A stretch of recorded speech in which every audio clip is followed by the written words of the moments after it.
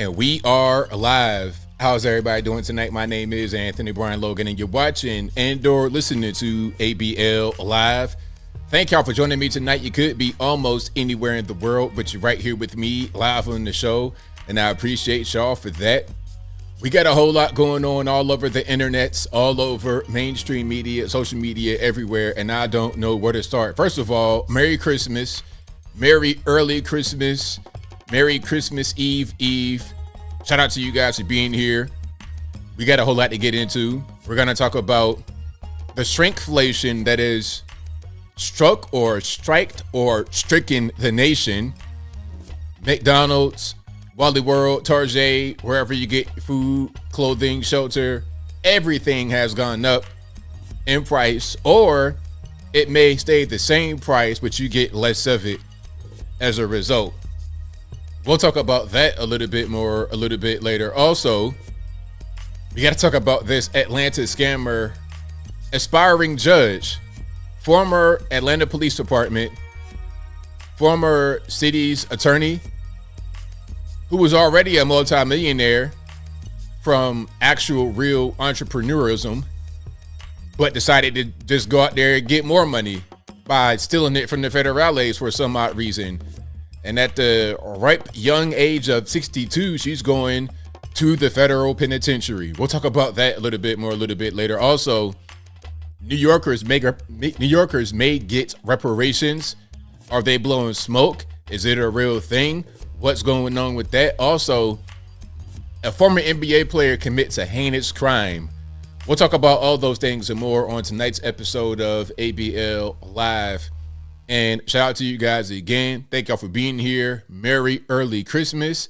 Today, Saturday, December 23rd, 2023. Couple more days to the big day. If you guys are not ready, please get ready. I know some of you guys are still shopping right now today. May the force be with you, okay? Because it's going to be a battle out there. You're talking about like Black Friday style shopping. You got to be out there battling with the wolves to get your items ready for the big day. So shout out to you guys, whether you're getting food, clothing, toys, whatever it is. Hey, I hope that you guys are able to get what you need and get up out of there. So there's quite a bit going on. There's a lot I want to get into. And hold on, let me just put this over here. I got to get my show together. I got a lot of videos for you guys that I've not shown. I got a lot of things that I really just want to discuss, things that I want to get into. All right, let me put that right there. Perfect. Before we get into the show again, thank you guys for being here. You guys are the best. Merry early Christmas. And shout out to everybody on YouTube, Facebook, wherever you're listening to me. If you're listening on your favorite audio streaming platform, because this is a podcast as well, I thank you for that. Please give me a thumbs up on those platforms, a 5-star rating, whatever you can do. I appreciate it.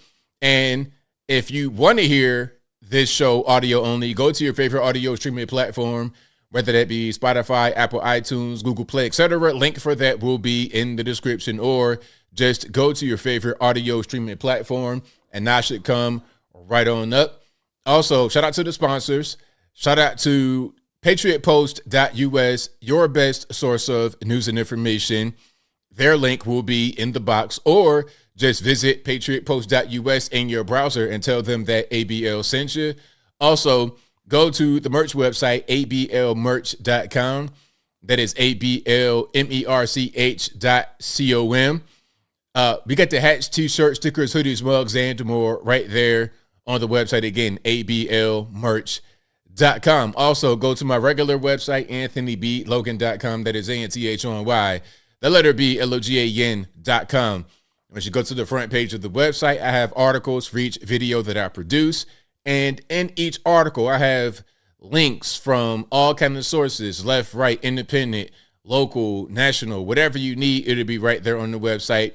Full videos, uncensored, uncut, as long as it's legal, it'll be on the website. Again, AnthonyBLogan.com. Also, go to the contact page, AnthonyBLogan.com/contact, to find my email address, my snail mail address, my other social media accounts, my Facebook, Instagram, Twitter, not going to call it X, Everything will be right there on the website. And as I always say in every single stream, because again, some of you guys still send me emails talking about some, hey, ABL, I thought I could trust you, and you told me to send $5,000 to some random email talking about I'm a Nigerian scammer and I wear sandals in December at hotmail.com. That's not me that sent you that email, sir.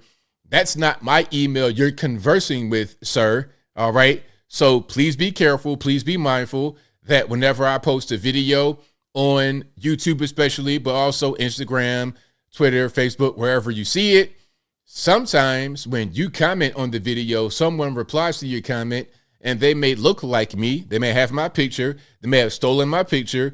They may have a name that looks like mine, but they're not me. Okay. They're not me. You converse with them and then they say, hey, if you just send me your retirement, I can double it in one day. I'm going to talk to my Nigerian prince. I might talk to my Nigerian prince brother. He's going to double your money.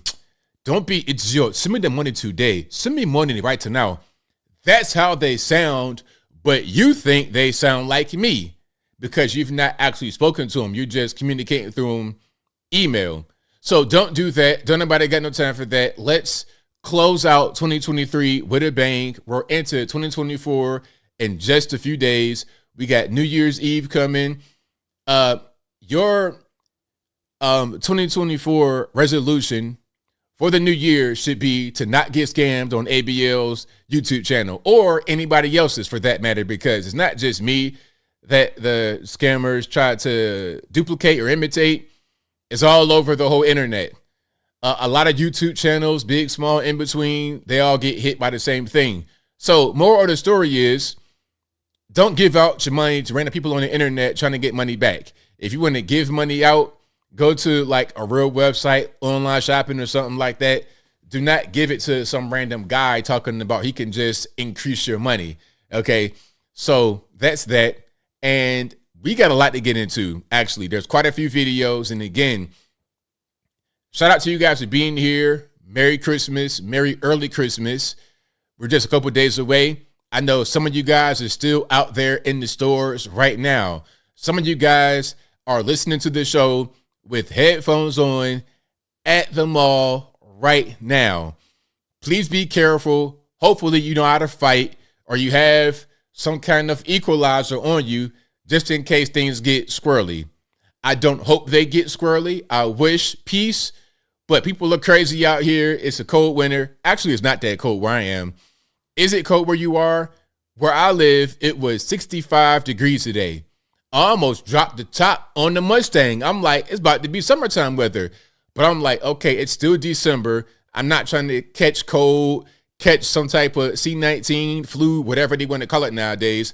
I don't know what they want to call when you get sick in the wintertime. Is it a cold? Is it a flu? Is it C-19? Is it bronchitis? I mean, what name are they going to come up with next? I don't really know, but I digress. Have you guys heard that they're bundling the flu and C-19 vaccine? Did you see that? That's kind of been a thing now, a thing that many of us predicted would happen. Oh, you guys are wearing tinfoil hats. They'd never do that. COVID-19 is so serious. It needs its own thing.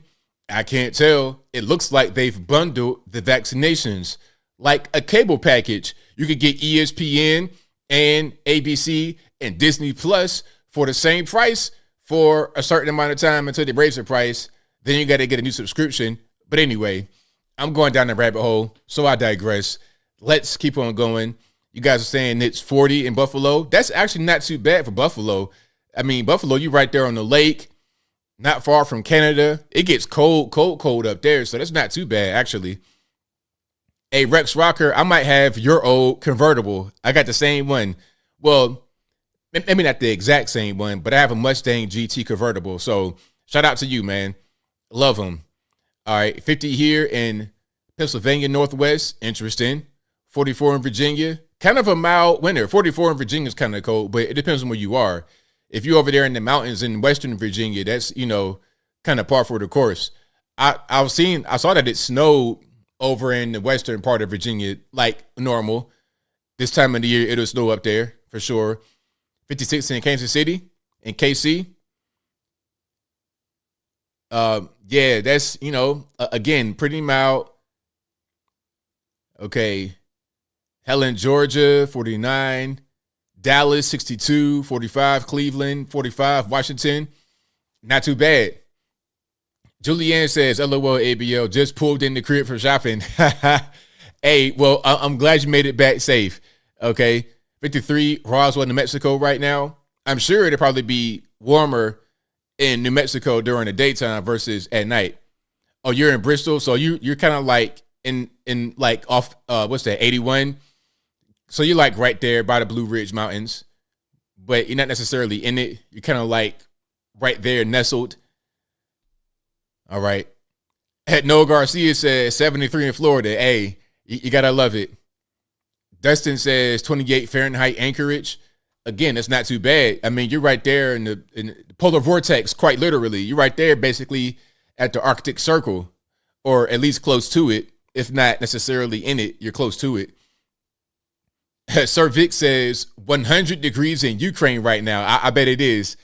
Actually, we're in wintertime in the Northern Hemisphere, so, hey, it's probably 100 degrees below zero. I want to see how cold it is right now. That war's going to come to a grinding halt pretty soon here. West Kiev, Ukraine, temperature 30 degrees Fahrenheit. Yep. And that's about what it should be right now. And then once we get into January, February, into the dog days of winter, oh man, that cold is going to be something else. Now, speaking of weather and things of this nature, this might not be related to weather, but it could be, because they got weather drones and things that fly and inclement weather. Now, how about this? Would you guys want to have something like this? This is the Hexalift. All right. I saw this and it was pretty interesting to me. Now, check this out. It's a single-seater drone. It could take off and land virtually anywhere with no helipad or a runway. It's not an ad. I just saw the video and liked it. Now, you see the guy lifting it.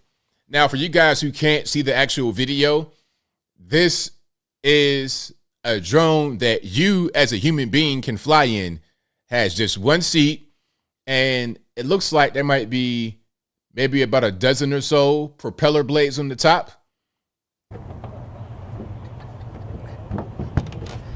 This weighs less than a motorcycle, and I'm about to fly it. Let me show you around.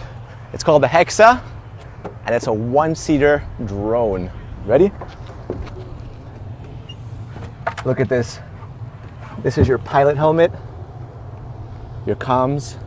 Put that on. In the middle, you got an iPad Pro with augmented reality to show you where the digital fences are so you don't drive too far. This is your joystick. If you want to climb, you pull that up like this. Descend. You want to slide right like that. Slide left, pull forward, backwards, and back here is how you rotate it. All right, look at this. The reason why it's so light is because everything is carbon fiber, including the legs. These are fully buoyant. You got 6 of them. That means that this can land on water. In the middle, you have another buoyant piece. This also cushions any kind of damage. It's got 18 propellers and 6 of them can go out and you'll be completely okay. Check this out. This is a parachute, a ballistic parachute. In case something terrible happens, it'll go in the center, in the middle. This is the battery. 18 of them, very easy to install. And they save weight in a million different ways. This is 3D printed titanium, and there's 18 of them, and they go right here. Each one weighs 200 grams, making everything a lot lighter. Carbon fiber propeller, feels like a weapon. You can cut some stuff up. Let's go. All right, ready? Yep. Confirm clear above. Okay. All right, you gotta step back. All right. So there it is in action. So what Ready? do you guys? All right, taking off. Look.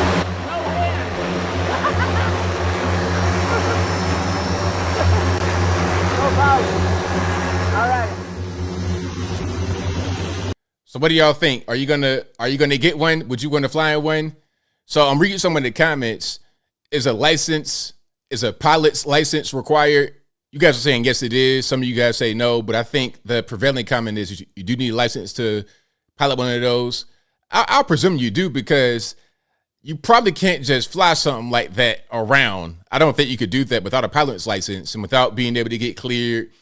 You probably got to contact air traffic control. I'm not quite sure how high it flies, but yeah, you probably just can't be up in the air like that without telling somebody, without telling the authorities. But yeah, I'm not quite sure I want to get in something like that. Looks kind of flimsy. We got batteries hanging from the propeller blades. I don't know. Hey, that's a good question. I mean, that's a good comment. Pardon me, Latina girl. Latina girl says that's how the Bright Brothers started. Hey, you're gonna start with something that looks kind of rickety, kind of raggedy, and then it'll advance to where we are today. We got fighter planes, and we got stealth bombers. We got rocket ships, all types of stuff. So you start small and then you grow. So we'll see how that whole thing goes. But I'm not quite sure that I want to get one. It looks cool. If it was in a movie or something like that, a Doc Ock type suit, then I like to watch it in the movie. But beyond that, I'm not quite sure. Okay. Now here's another interesting video I came across. This is from Vietnam War. And it's not about any kind of like violent dismembering or anything like that. It's about how Viet Cong would hide in the jungle. Check it out. All right. So throw it on the screen. Here we go.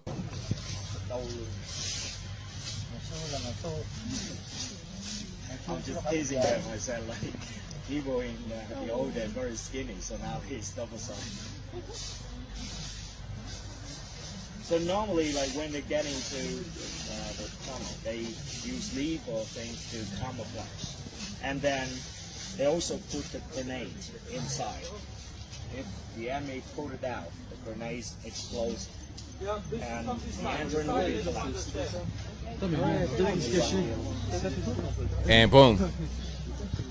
You would never know he's there. You would have no idea, because it's impossible for you to really see that. I mean, you might know that there's these holes in the jungle, but how do you know where the holes are? How do you know? And if you're just in there, you have no idea where they're going to come from. And there's a whole big thread of these kind of things they had in the jungle, the hiding spaces and the booby traps and things of this nature. People are wondering how the Viet Cong did so well.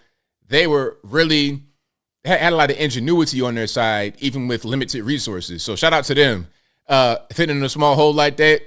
Yeah, I'm not going to be able to fit into a space, that's that small. I'm not an obese person, but I'm not that small either. Okay. That's going to be a little bit too cramped for me. But yeah, shout out to them. Patrol dogs, that's smart to sniff out the holes and everything else. But there's still like a lot of traps, booby traps. So if you bring a dog in there and the dog falls in the trap, now you done lost your lead. They had traps to where if you went over like a patch of leaves like that, it'd be a hole where it'd catch your leg and you can't get out. And I presume if a dog would fall in there, it'd catch the whole dog and the dog couldn't get out. Like literal booby traps. Yes, being the booby traps, crazy. It's nuts. Like, hold on. Let me see if I have another one. Y'all give me a second. Oh, yeah. So here's another one. And this kind of thing you will also come across, right? See, so you're walking, you're in the jungle.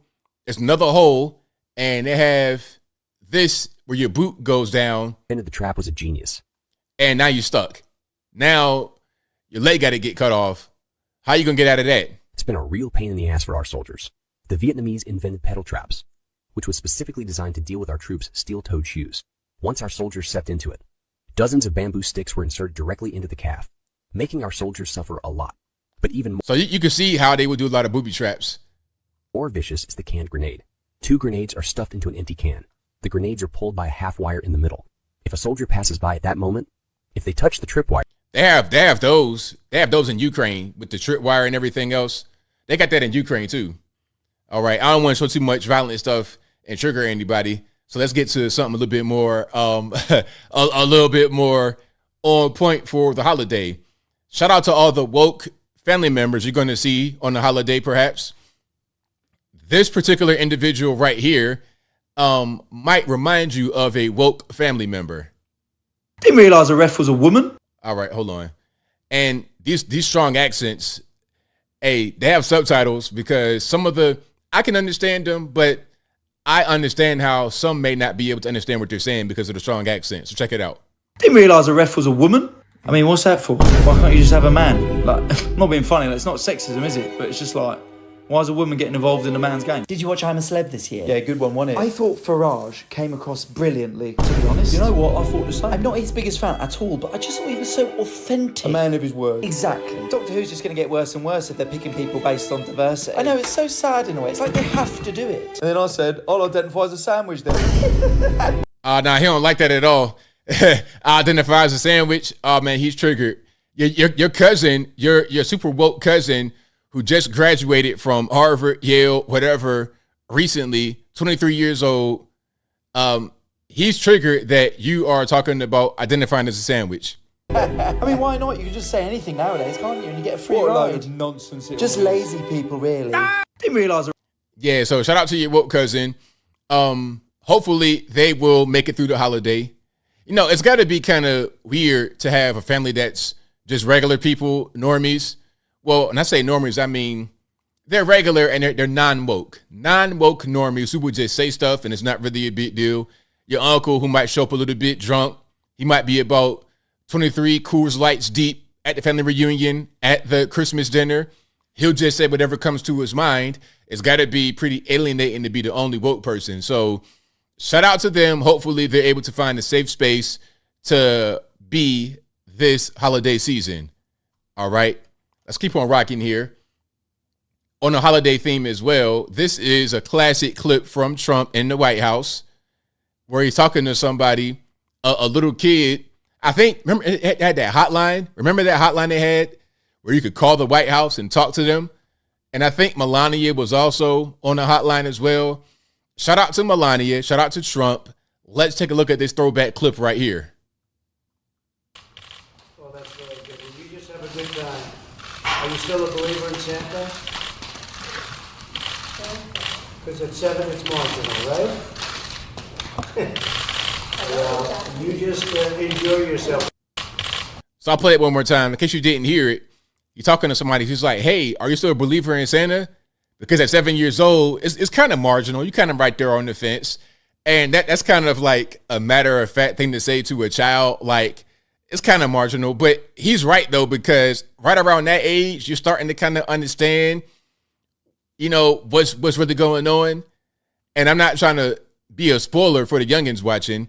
But at 7 years old, you kind of, you know, you're having questions like, hey, what's going on with the gifts? Well, that's very good. And you just have a good time.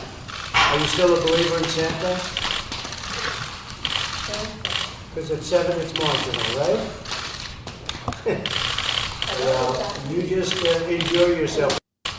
So shout out to Trump and Melania. I'll tell you what, your man, Joe, Creepy Joe could never. Creepy Joe could never.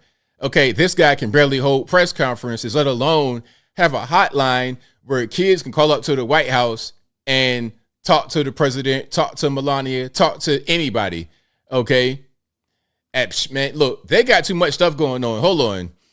I got to just pause for a minute because I got a bunch of videos I want to play, but I have kind of breaking news, but at the same time, not breaking news. Okay. Another staffer got caught fornicating in the Capitol. Now, I'm not going to show any video, so breathe a sigh of relief for that. But a second one, because remember I said that the first video that came out of the staffer getting penetrated from over there, that video was in a group chat, like a private group chat among, I believe, Senate staffers. No, I don't want to sign up for emails, advocate.com. But remember I said it was in the group chat and it wasn't the only one. So they found another one, and I think this video was from 2022. So this apparently is a thing that they do. Now, Not only will you not have youngins call the White House and ask to talk to Melania or ask to talk to Trump, you can't even have people that just go to the Capitol and work without having to film some OnlyFans content, like what's really going on. But hey, this is your president. This is your federal government. All right. Not you guys, but your woke cousin. Hey, if you got a woke cousin that says we brought decency back, we brought normal politics back, send them that article I just showed you. Send them the video if you want to be real graphic. I'm not going to go that far. I just show them the article like, hey, what's up with all this stuff going on? We got drugs and we got inappropriate videos being filmed. Like, what's really happening? What is really going on in the White House? I can't call it, but I digress. Let's keep on going. If you like what you're hearing so far, please give the video a thumbs up, like the video, share the video, do all that good stuff. That'll help me out tremendously. And shout out to Latinos for Trump 2024. Let's check them out. And RIP headphone users. I know they're going to be loud. President Trump, we love you. We will support you all the way to the end. Thank you for everything you've been doing. We have a message for you, President Trump, from all the way down from the RGV 956. Latinos for Trump here representing. We've been with you since 2016. Co-founded Latinos for Trump. We pray for you, and it's time to what? Finish the wall!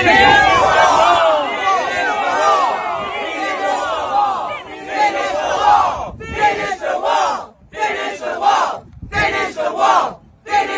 Finish the wall. Latinos for Trump. Now, remember your main man, Stephen A. Smith.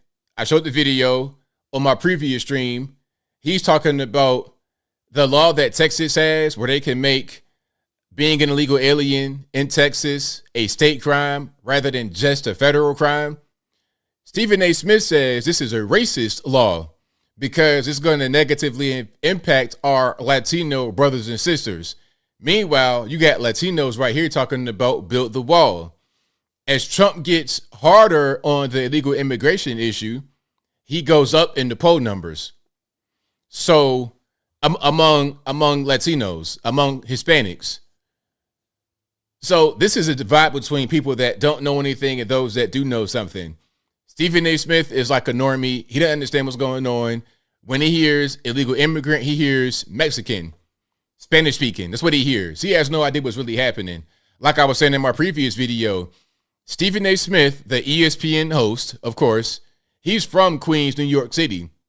70% of the migrants in New York City that have come there since the past 12 to 18 months have been African.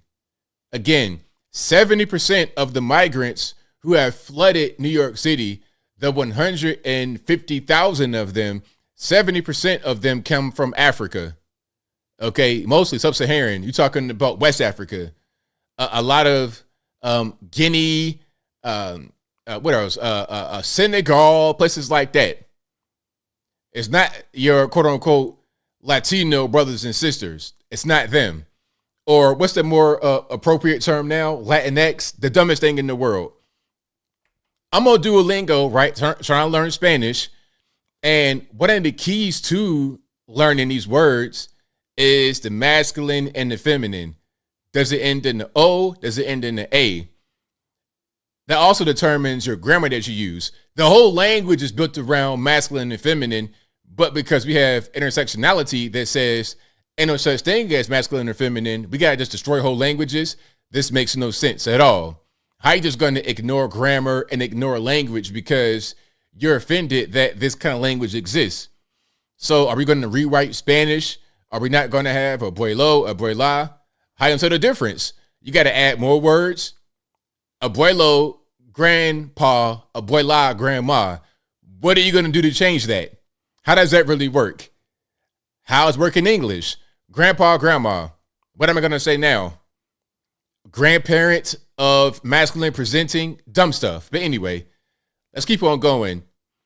Your man Joe Biden is being asked about the economy, and let's hear his response. We put it on the screen, and RIP headphone users. About the economy, sir, what's your outlook on the economy next year? All good. Take a look. Start reporting it the right way. So, in case you didn't hear, he was like, hey, President Biden, what's your outlook on the economy 2024? He was like, all good. And start reporting it the right way. Reporting it the right way. Let's hear it one more time. And sorry for the noises in the background. The only time they get to talk to this guy is when he's going to get on a plane or a helicopter to leave the White House. He didn't do just random impromptu talks with the media the way Trump did. Trump will always talk to the media. He was open book. You want to talk? Okay, let's talk. You want a press conference, interview, phone call, news story, whatever? I got it. Let's check it out. One more time. About the economy, sir, what's your outlook on the economy next year? All good. Take a look. Start reporting it the right way. I mean, come on, man. The economy's not doing very well. We got inflation going through the roof. We have home prices unaffordable. We got a lot going on. We have a lot of things happening in this country that aren't good. This is why you're losing a lot of support from the Gen X, from Gen Z, from millennial, everybody. You're losing support across the board, and Trump is gaining. And it's weird because they're trying to say Nikki Haley. There's a poll, and I think it might be a Wisconsin poll, actually, that says Nikki Haley is within 3 points of Trump. Now, who really believes that? Who believes this? Hold on. Now, let me see. New Hampshire, pardon me, not Wisconsin, New Hampshire. So, in polling before the New Hampshire primary, it says Nikki Haley is within 4 points of Trump. Now, who believes that? I mean, truthfully, the runner-up is Vivek Ramaswamy. He's the guy that's right behind Trump. And I think DeSantis is still behind Vivek, and Nikki Haley is like right by Chris Christie, in my opinion. Is Tim Scott still running? She'd be down there with them. Who is saying that Nikki Haley is right behind 4 points of Trump? Do you guys believe this? I'm going to read some of this right here. It says, former South Carolina governor still trails the ex-president, but has made strides in polling ahead of the New Hampshire primary. Let's check out what poll this is. Okay, so it says former South Carolina Governor Nikki Haley put within 4 percentage points of former frontrunner Donald Trump in the New Hampshire 2024 Republican presidential primary, a contest which could prove closer than expected for the ex-president, according to a new poll. In an American Research Group Incorporated poll released on Thursday, which had asked voters whom they prefer in the New Hampshire primary scheduled for the 23rd of January, Haley earned 29% support to Trump's 33%. That meant the gap between Haley and Trump was in the survey's 4% margin of error after the former president had long held dominating pollings in the race for 2024 Republican White House nomination. Now, so there's a 4-point lead for Trump over Nikki Haley, and the margin of error for this poll is 4%. Is that a coincidence? At a certain point, this stuff just makes no sense. Nikki Haley, I'll tell you what, Nikki Haley, the reason why Nikki Haley is even in the conversation is because she does whatever she's told to do by the establishment. She'll do whatever she's told to do. And for some reason, the establishment thinks that Nikki Haley would be a good pick. They think that she'd be, okay, she's a minority because she's from the Indian subcontinent and she's also a woman, so that'd be a good pick. But in reality, she's not a good pick. People don't want her. I don't understand how they get those polling numbers. It makes no sense to me. But back to your man, Joe Biden. Rather than trying to fix what's happening right now in the country, rather than trying to really run against Donald Trump, who is going to be the nominee, rather than trying to do that, he's doing things of this nature, which has been pretty much par for the course throughout the entire time. Hello, Mariah. How are you? Hello, Mariah. How are you? I'm a fan. I'm a fan. I just want you to know. Oh, we love it. Come on. Thank you. So, okay, song and dance. You know, she gonna sing her song, her Christmas song in the White House. Like, I've not heard that 1,000 times in every department store across the USA for the past 45 years. Before I was born, I heard her song. Okay, so I guess this would just make up for not having a good economy, the inflation, all the global wars, Israel, Hamas, Ukraine, Russia, Taiwan, China, etc. I guess that's okay. Now, of course, I'm not going to play her song because they're going to give me a copyright claim immediately. Just for playing that one little note, they might give me a claim because they don't play around with this song. But yeah, there we go. Yeah, at least he didn't sniff her. Okay, maybe they put a muzzle on him, an electronic muzzle, to say, hey, don't sniff this lady. Now, speaking about 35 years ago, 45 years ago, Home Alone. Now, the movie Home Alone came out in the year 1990. Okay, feel old? I was probably about, 6 years old when that came out. I remember it very well. Home Alone 2 was the one I really remember, but Home Alone 1, I saw that as well, right when it came out, because I was of that age. And I think Macaulay Culkin recently got a Star of Fame. Yeah, I believe he did. He got a Star of Fame, and then he was on the Star of Fame with the mother from Home Alone. Let me see if I can put it up for you guys right quick. I want to show the split screen between. Yeah, there we go. Perfect. That'll work. And I'm going somewhere with this, so y'all hang tight. And if you like what you're hearing so far, please give the video a thumbs up. Like the video, share the video, do all that good stuff. That'll help me out tremendously. Okay, so here is Macaulay Culkin receiving the Star of Fame with the mother from Home Alone. Again, the first one came out in 1990. So I'm no mathematician. That is, 33 years ago now? All right, so that's him and her. And let's take a look at the split screen from when he was a little boy and then when she played his mom. When she played his mom, you're going to feel even older. When she played his mom, she was like 36 in the movie. And I think she might have been right around that same age in real life, if I'm not mistaken. Okay, and that's them again right there. So let's go back to the year 1990. Let's go back. Yeah, shout out to Kevin from Home Alone. But let's go back to 1990, shall we? Now, here's a caption from N Wokeness, and shout out to N Wokeness on Twitter. It says, a Home Alone 1990, Kevin spent $19 on all his groceries. This woman went to see how much the bill costs today. Okay, so somebody went to buy everything that he purchased in the movie right now in real time, 2023. Now, I don't know where this person on the right-hand side lives, but let's see if this makes sense with what you've been going to the store to get. If you do grocery shopping and you get some of these items, let me know if it's accurate or inaccurate. Let's check it out.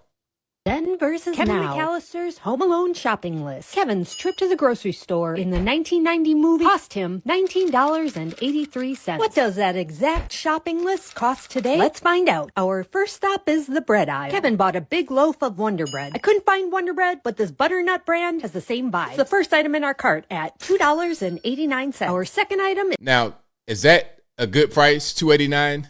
I think that might be right around right. I don't really buy bread anymore, like in a loaf, but I used to. Probably like about 3 or 4 years ago, I used to buy bread in a loaf, and I would get like I would get Wonder Bread and wheat, like a honey wheat Wonder Bread, and it might be right around that or a little bit more. I'm thinking closer to $3-4, if I'm not mistaken. I can't really remember. 9 cents. Our second item is Kevin's half gallon of whole milk. This will cost another $2.89. So again, half gallon whole milk. Is that about right? $2.89? Kevin's Humble Stouffer's Turkey Dinner Supreme is the next item on our list. It's no longer supreme, but I'm sure it's still tasty. His turkey Christmas dinner will cost us $3.99. Right next door is the frozen mac and cheese. Kevin bought the Kraft brand, but only the Jumbo Deluxe version was available. So I bought another Stouffer's individual serving. The mac and cheese is $3.49. Time to brave the basement boiler and do some laundry. Kevin's bottle of Tide detergent is going to set us back $10.90. My goodness gracious. Yeah, that's about right. That's about right. I get the Tide Pods. I get the clear fragrance-free Tide Pods. Well, I have some of the Tide Pods that's like that for like my towels and stuff, but for my regular clothes and my bed sheets and things of this nature, I get the fragrance-free. And that'd be I get it from Costco. I get the big jug. It's like $20-something. It's very expensive. And I presume that this is going to be also expensive. I got a video about the detergent I'm going to play in a minute.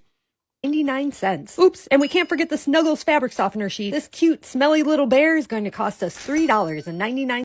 That's crazy, and I've not used fabric sheets in a long time. I have some fabric sheets, but I don't really use them, really. Kevin's burglar repellent saran wrap is now known as cling wrap and adds another $3.99 to our bill. Kevin purchased the creme de la creme of toilet paper products, so we will be paying a whopping $7.99 for these rump ones. My wallet is already sobbing, but we have to pick up some Tropicana home-style orange juice. This will cost us $4.49. I couldn't buy in Kevin's deadly little plastic army figures, so I substituted some vicious little penguin chocolates. Time to check out. Poor Sally has been replaced by AI, so we are checking out alone. Kevin McAllister paid $19.83 for his shopping in 1990, while our 2023 total comes to $49. Wow. So what did Kevin pay? $19? Hold on. In 1990, for all the, basically, some of the products were a little bit different, but basically the same products. In 1990, he paid $19.83. And now $49.40. And 40 cents. Kevin! Denver. So there you have it. That's the inflation going on right now. So Build Back Better. Now, some are going to say, well, look, ABL, inflation is natural. Inflation happens, but it shouldn't happen. And it shouldn't happen at the rate that it's happening. Inflation always happens, but it shouldn't be so rapid. It shouldn't be so dramatic.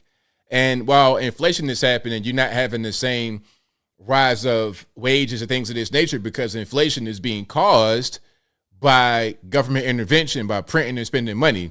It's not caused by natural forces. It shouldn't really be happening, but it is happening. And you saw where they placed, I think the saddest part of that is where they replaced the cashier with AI, with the self-checkout. That's probably the saddest part right there, but that's a different story. I go to a Walmart around here. It's a neighborhood Walmart. There's no cashiers at all. I mean, you go to the front, it's all self-checkout. It's like maybe 12 machines, 15, I don't know, probably about 12 machines. And that's it. And it's people there. They're just kind of chilling. If you need help, they'll help you. But there's no actual cashiers. There's nobody there that's going to ring you up and all of that. That's done. And that's going to be a lot more of that coming out here pretty soon. Okay, here's a good super chat right here from Michael Critchlow. He says, well, you covered the story about New York State proposing a bill to force Chick-fil-A restaurants along Interstate 90 to be open on Sundays. A lot of people are saying they're being bullied. I will cover that for sure. Thank you, man. I appreciate you. Matter of fact, let me go ahead and just bookmark that right now. And I think Lindsey Graham's trying to fight them on this. When I say them, I mean New York's legislature. Because how are you going to force a business to be open when they're not open? That makes no sense to me. I mean, that's like saying, hey, we're closed on Christmas, but you got to stay open on Christmas. Well, how are you going to tell us what we're going to do as a business? If we want to stay closed, then we're going to stay closed. You know, communism, correct. It's like, well, do you have any rights as a business? Do you have any rights as a corporate entity to do what you want to do? Or is it up to the state to tell you what to do? What are they going to do next? Tell you what to sell, how to sell it. There's regulations, of course, on certain food. You can't sell poisonous items, but I mean, can I not sell chicken anymore? Must I go all vegan? Like, what it be doing? Anyway, let's keep on going here. Now, remember I covered the the Tide detergent, the liquid detergent. Now, I'm seeing quite a bit of this going on. This is really ghetto. And please listen to me now. Don't do this. All right. I'm seeing this quite a bit. This is called theft. And if you do this, depending upon where you live, you might go to the penitentiary or at least get some kind of some criminal action against you. Let's watch this. And if it's any cursing, I'm sorry. Man, them folk got us fucked up not feeling these jumps up. Yeah, fill that bitch up to the... Now, you're not going to be understand what he's saying. I'll translate afterward, okay? And pardon the cursing. Man, them folk got us fucked up not feeling these jumps up. Yeah, fill that bitch up to the brim. It's over with. Fill that shit up to the brim. It's over with. Man, we just put so much of this shit. Oh. Cool. We cool. Wipe it off. Man, them folk got... Okay, so what's happening here? They're filling up the detergents all the way to the brim because they feel like, hey, man, you know, why are the detergents not filled all the way to the top? We're not getting our money's worth. This is so dumb. Please don't do this. This is called theft. Look, it does not have to be filled all the way up. You're not paying for the container to be filled all the way to the top. You're paying for whatever quantity they're selling you. That's simple. Because what'll happen is two things. If they were filled to the top, which there's reasons why it's not filled to the top, but if they were filled to the top, all you would do is just pay more. If they made a smaller container, had the same amount of product in there, it'd be the same price. So why do this? This is dumb. This is called theft. You're stealing. You're not getting your money's worth. You're simply stealing. Okay? If I open the bag of chips and there's a bunch of air in there, I can't go get another bag of chips and tear that open and then pour it into the bag that I already opened because it wasn't filled to the top. That's dumb. Don't do this. This guy right here, this beacon of intelligence, this upstanding young man right here, his name is Finesse 2 Times. He's a rapper, and he filmed himself stealing detergent, which, hey, man, you got all this jewelry on, right? You got all this jewelry on. You got a BBL. He sure did. Or excuse me, he got liposuction. I'm not lying. Okay, you got money for liposuction, BBL, whatever you want to get for yourself, and you still fat. You got that going on. But you want to steal detergent for what? Why? And then film it? If you get locked up, how much are you going to pay for a lawyer and your legal fees? But, you know, we're not using our brains anymore, 2023. So, yeah, don't do that. Okie dokie. Don't do that. All right. And, more news. Speaking about ghetto stuff, here's something. An Ohio McDonald's closed after a customer says they got a crack pipe in the drive-through order. Now, I didn't know Hunter Biden was down that bad. I know Hunter Biden's going through a few things. There's some controversy happening. He might need some money for a lawyer fee. He might need some things.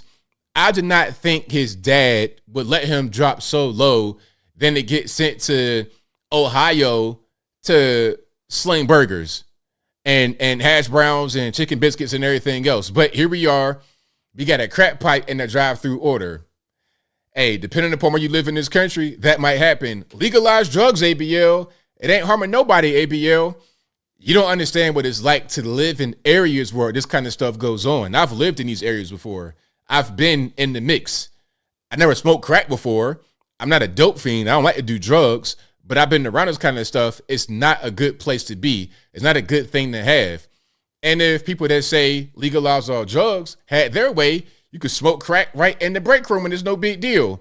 And they're going to serve your food. Now, do you trust their cleanliness? If you get a crack pipe in your bag, what else are you getting? Hepatitis, E. coli, whatever. It's whatever, right? It's all good. But hey, there we go. Crack pipe and the Happy Meal. I don't want that for my adult Happy Meal. You know, they brought those back, right? Adult Happy Meals. Let me see if I can find that right quick. They brought back the adult Happy Meal. Yeah, here we go. Now, that's kind of a sign of the times as well, okay? We got crack pipes in the Happy Meal, in the McDonald's box. And we also have adult Happy Meals. Check it out. Look at this. the internet is obsessed with McDonald's new adult Happy Meal. Now, you guys know what that is, right? Happy Meal. This is when you were a little kid. When I was like 5 years old, and then when we go to McDonald's, hey, Happy Meal, let's do it. You get a little toy on the inside with your little hamburger, your plastic burger. Yeah, it was your chicken nuggets, your chicken tendies with a little toy. Now we're getting adult Happy Meals. All right. So that is the box right there. And those are the little toys you get. So that's what's going on. Now, I'm sure the jacket is for sale on McDonald's website for $1 trillion and the hat. I'm sure that I'm going to see somebody walking down the street or in the mall with the McDonald's jacket on. Already know. Leather with the fur collar and the logos on it. I already know I'm going to see somebody wearing it. And with the toys and everything, like this like he has right here, like on his arms, on his shoulders. All right. So there we go. That's what's happening. And let's keep on going here. Let's keep on going. Crack pipes, toys in the Happy Meal box. Hey, that's what's going on. Now, speaking about world events, let's go to the border. Let's go to the border. We got a lot going on. We got governors fighting back, mayors fighting back. We got interviews from the border. We got a little bit of everything going on. All right. If you like what you're hearing so far, please give the video a thumbs up, like the video, share the video, do all that good stuff. That'll help me out tremendously. Now, here is a view, one more view of the border, Rio Grande, I suppose. Endless streams of people, endless streams of people. All kind of, it's very diverse, right? Ain't that what they want, is diversity? Africans, Hispanics, Asians, white people, whatever you want, from all over the world. So unlike what Stephen A. Smith said, it's not just Latinos, it's everyone right there on the border. Now, there's more we got to get into when it comes to the border kerfuffle. Now, Texas Governor Greg Abbott had got into some hot water because he was sending buses to Chicago with migrants. And what they were doing in Chicago was impounding the buses after they dropped the migrants off. Because although they identify as sanctuary city in Chicago and a sanctuary state in Illinois, for some reason, they don't really want to be a sanctuary when it's overwhelming for them. Maybe they want about 5 to 6 people. Maybe they don't want 5 to 6,000 per day like Texas is getting. Texas is not a sanctuary state. There are no sanctuary cities in the state of Texas. I mean, I think there's no sanctuary city. It could be Austin, Texas. That could be a sanctuary city in Texas, but I don't think any city in Texas is a sanctuary city. However, Chicago, Illinois, New York, New York State, Illinois, sanctuaries. But it's a problem, so they're trying to retaliate against Greg Abbott. So he's like, you know what? If you want to impound the buses, we'll send chartered flights. Let's check it out. With Governor Abbott announcing he's flying these migrants to Chicago, what do we know about this charter flight? Sure. So what we know is Tuesday evening, a flight from El Paso was chartered and it landed at Chicago's O'Hare Airport. And on that flight were approximately 100 migrants. It arrived without warning. There was reports from city officials that there were 2 individuals on that flight that flew with the migrants who fled the scene in an Uber as soon as they landed. Let's pause right here. So she said the migrants came without warning. Well, what kind of a warning does Texas get when they get inundated every single day with these migrants? I mean, what kind of warning do they get? They just, every day, they just go to these places on the border and they're right there. Thousands of them are just right there every day. So where's their warning? But you guys want a warning? You're a sanctuary state though, right? Look, if you don't want them, you should denounce your sanctuary state status in Illinois and sanctuary city status in Chicago. I mean, if not, then you are inviting them there. You can't say, hey, come one, come all. We're welcoming to everybody. This is a sanctuary, but then get mad when they show up. That's not how that works. That's like opening a business and marketing your business to get customers, to get foot traffic, and then you're mad when you get foot traffic. Well, you know what you could do? Stop marketing. You got a Facebook ad out there, stop running the ad. Put a sign on your Facebook page, say, hey, we're closed for business. We don't have any. We're sold out. We have no more room. Do it that way. And later, Governor Abbott claimed responsibility for the flight. And it certainly is an escalation from his busing. And he did say that he was running into some impasses with the busing with Chicago, because Chicago started impounding these buses that were coming in and dropping off migrants. So he said he started flying them, and he's not going to stop anytime soon. Something about the Uber part of it makes it feel a little bit more gimmicky despite the seriousness of this issue. Talk to me about the reaction from local officials, from state lawmakers. You've got 2 Democratic senators there in Illinois. I wonder how actions like this will affect them when it comes to eventually voting on some kind of order deal. Well, certainly. I was like, that's a good question. Very good question, NBC, bro. Democrats have been calling on Abbott to start coordinating with them. What they say is that they welcome migrants, but what's causing the issues is the lack of coordination, the dropping off of migrants in the middle of the night in the cold. We're now facing some pretty cold temperatures in Chicago, at the Willis Tower unannounced. And so there's been I'm saying though, like, how are you guys any different than Texas? Look, Texas is getting these people at the same time you're getting them. They're getting them all day, all night. It could be cold, hot, rainy, dry, whatever. They got to do with it with no help from the federales. All the federales do is process illegal aliens as asylum seekers to get them into the interior of the country. And then when they're there, they're just kind of stuck in Texas until they got to go somewhere else, like Chicago, New York, elsewhere. Okay, when they actually follow their marching orders. They're coming to the country to go to a specific place for a reason. And you guys, your city, your state is where they go. Well, at least it's one of the destinations they go to. But they do go there for sure.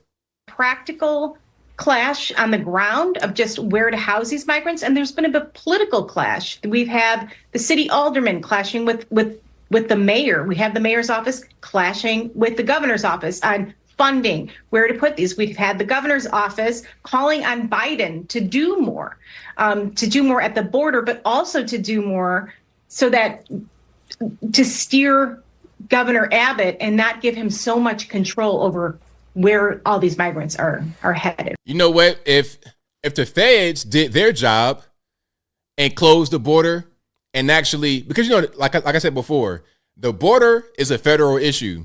The border between U.S. Mexico is a federal issue. Yes, they're coming to Texas technically in the case of what Abbott is dealing with, but the actual boundary between countries and the security of it is a U.S. federal government issue. Migrants and their status, legal, illegal, that's a federal issue. It's not a Texas issue, but the federales are not helping. So by default, Abbott has the power to do all these things, because if not him, then who? Nobody? Something must be done right now. And just how stressed are Chicago's resources here? I mean, are they able to handle this? You said, I think 100 people, a few hundred people. Are they able to handle this continued influx if this is the first of many such flights? They have been struggling. It has been a struggle. There are. Oh, that is so bad. That is so unfortunate to hear. Look, my heart is broken. My heart is broken for the sanctuary city that is strapped for resources after they realize that doing what they promised to do would be too expensive. I'm heartbroken. I really am. A lot of conditions at the shelters that are under review right now. A 5-year-old boy died last year. That's been raising concerns. Last week he died. Oh. And last week, I don't know. I'm gonna just get my story together here. they have been just overwhelmed. There are migrants sleeping in police stations and at Chicago's O'Hare Airport because they're getting dropped off without warning. They're trying to wrestle with where to place these. Also, there's been medical attention concerns. They're looking at their medical teams. They're trying to feed these people. They're trying to clothe these people, keep them warm in the cold. Imagine what Texas is dealing with. It's so simple. Like all this you're trying to do, you're trying to talk about, you know, where to put them, where to house them, feed them, and clothing them. Okay, cool. You know what to do. It's very simple. Have your state senators vote for some border security and have them form a consortium, I suppose. Like go to New York, have their senator do the same thing. Go to all the places who are being affected by this, the liberal places, and have them really push for actual border security rather than just doing the Ole defense. Just come on in. Ole, come on. Vamos, Ole, whatever you want to say. And there was also this big environmental issue here in Chicago where the state halted the construction of a new shelter by Chicago. So all right, so there we have it. That's what's happening right now. So again, they were sending buses from Texas to Chicago, and a retaliatory measure from Chicago was to impound the buses from Texas, dropping off migrants. So it was like, okay, try impounding this jumbo jet. How about that? Impound that. Not going to impound no airplane, are you? Sure aren't. We're going to drop them right there in Chicago O'Hare. So you're going to Chicago for, I'm not really sure why you're going to Chicago. A vacation? You want to go freeze to death for some reason on a lake? Okay, you're going to Chicago, you're hanging out, business trip, vacation, visiting family. You're going to see about 100 migrants just in the airport chilling. They're going to be in there living in the airport, homeless, begging you for food, money, or whatever. And I'm going to get to the food and money kerfuffle in a minute. Matter of fact, hold on. Let me see if I can get to that first, and then I'm going to keep on rocking here. And if you like what you're hearing so far, please give the video a thumbs up, like the video, share the video, do all that good stuff. That'll help me out tremendously. Let's zoom to New York City, another migrant, I guess you would say, hot area, sanctuary city. There is a shelter they built in Brooklyn on the old airfield. Remember that? Now, these migrants are walking around the neighborhood, knocking on doors like, hey, man, can we get some money? Can we get some food? Now, let's check it out.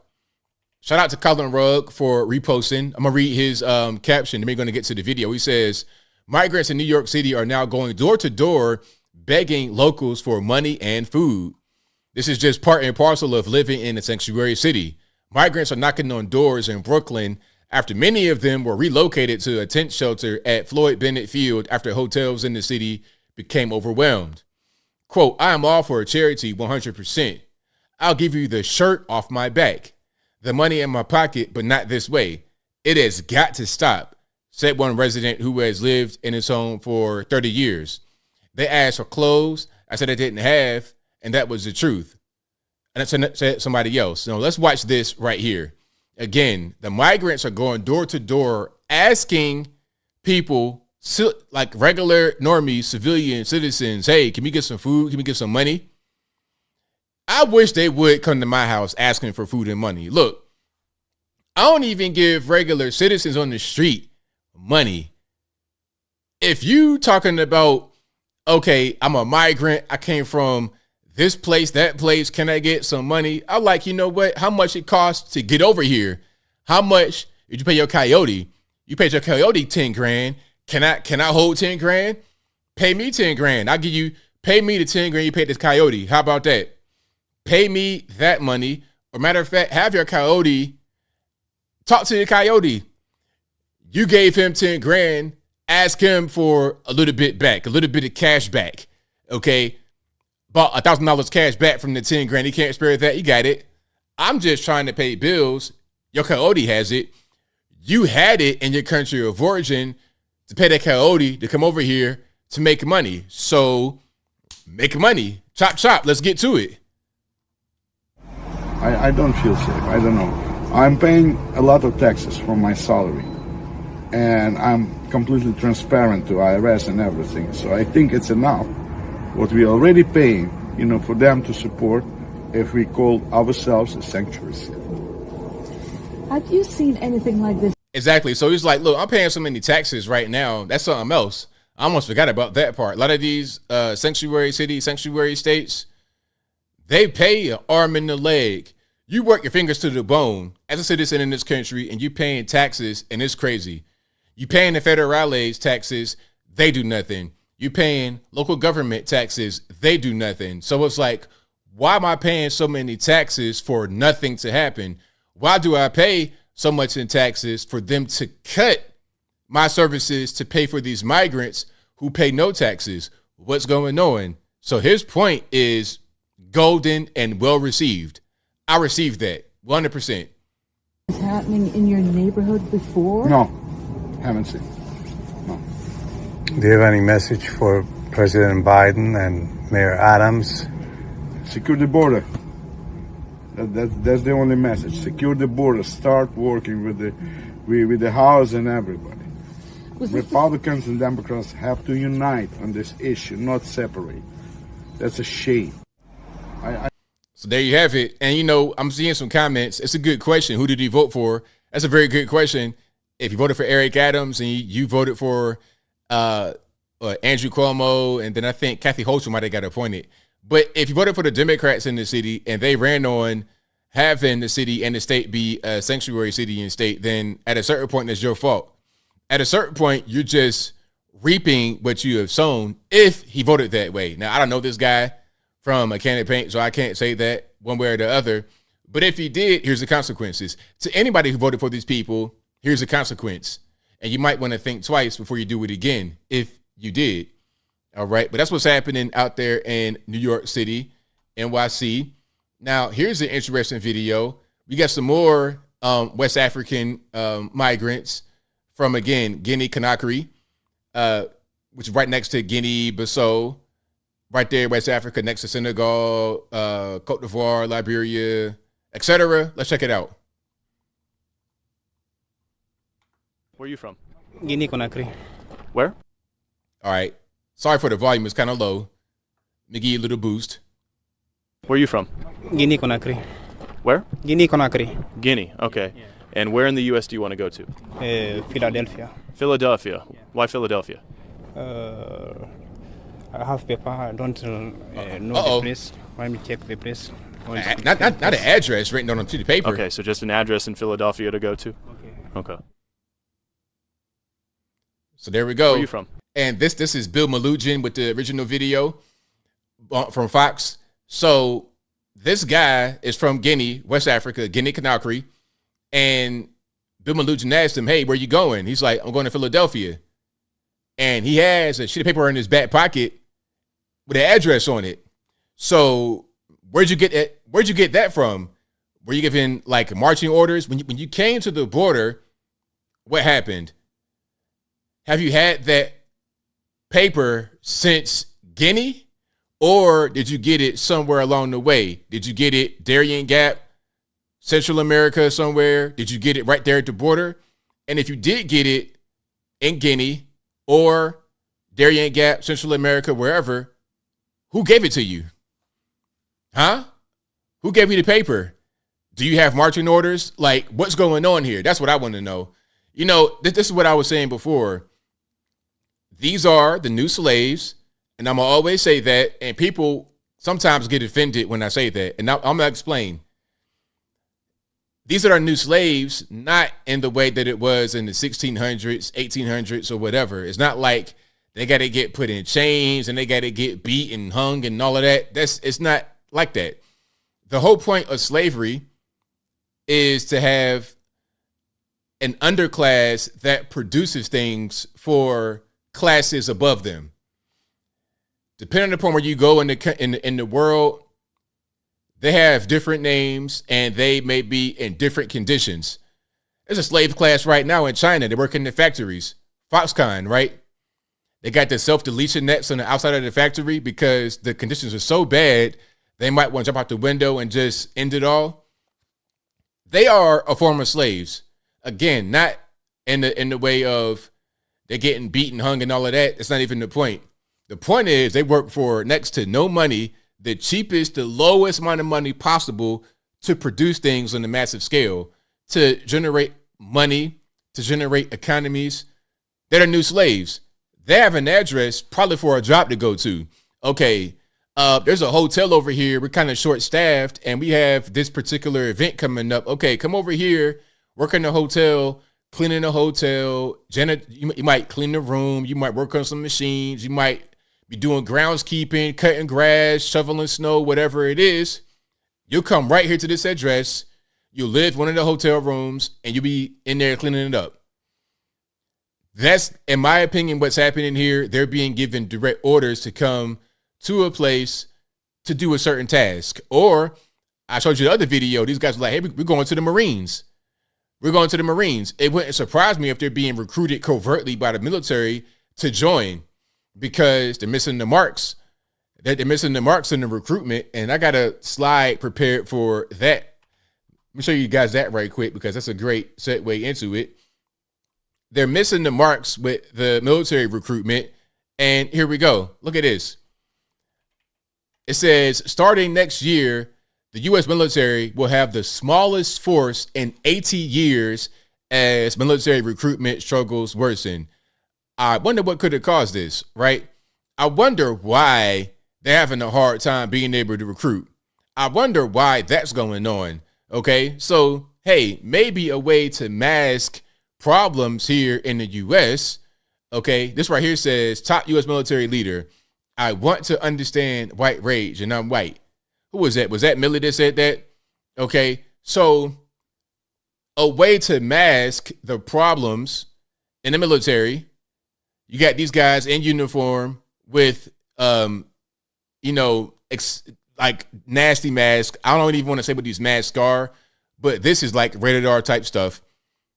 You could just bypass all of this by bringing in foreigners and have them be the new military. Guys like this, they can't really do anything with, okay? These guys are going to be the first ones deleted. And I'm not trying to say they should be, but that's how it works in society. It's like you can't fix these people.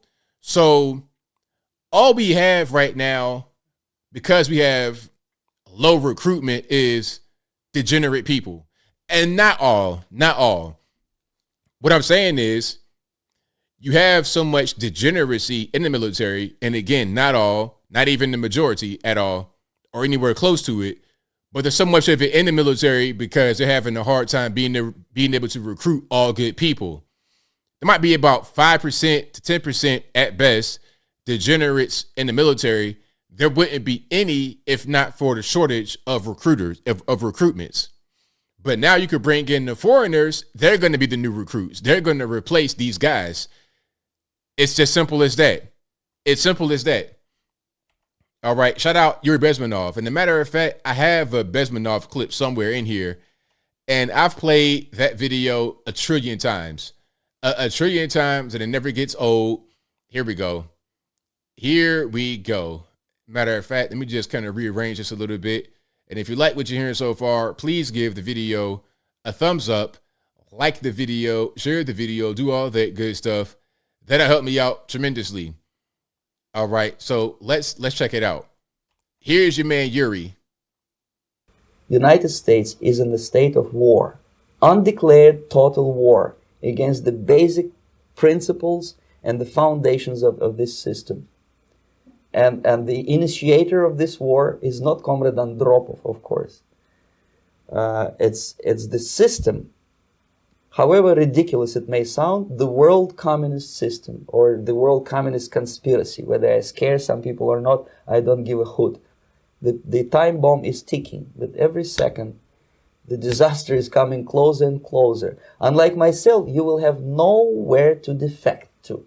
This is it. This is the last country of freedom and possibility. Okay, so now, if you don't know who this is former KGB Yuri Bezmenov. This interview was in the 80s, if I'm not mistaken, and it's gold. If you've not seen the full interview, please search YouTube. Yuri Bezmenov, Yuribezmenov, Yuri Bezmenov, former KGB agent. interview. Please watch it. Take about an hour and a half of your life.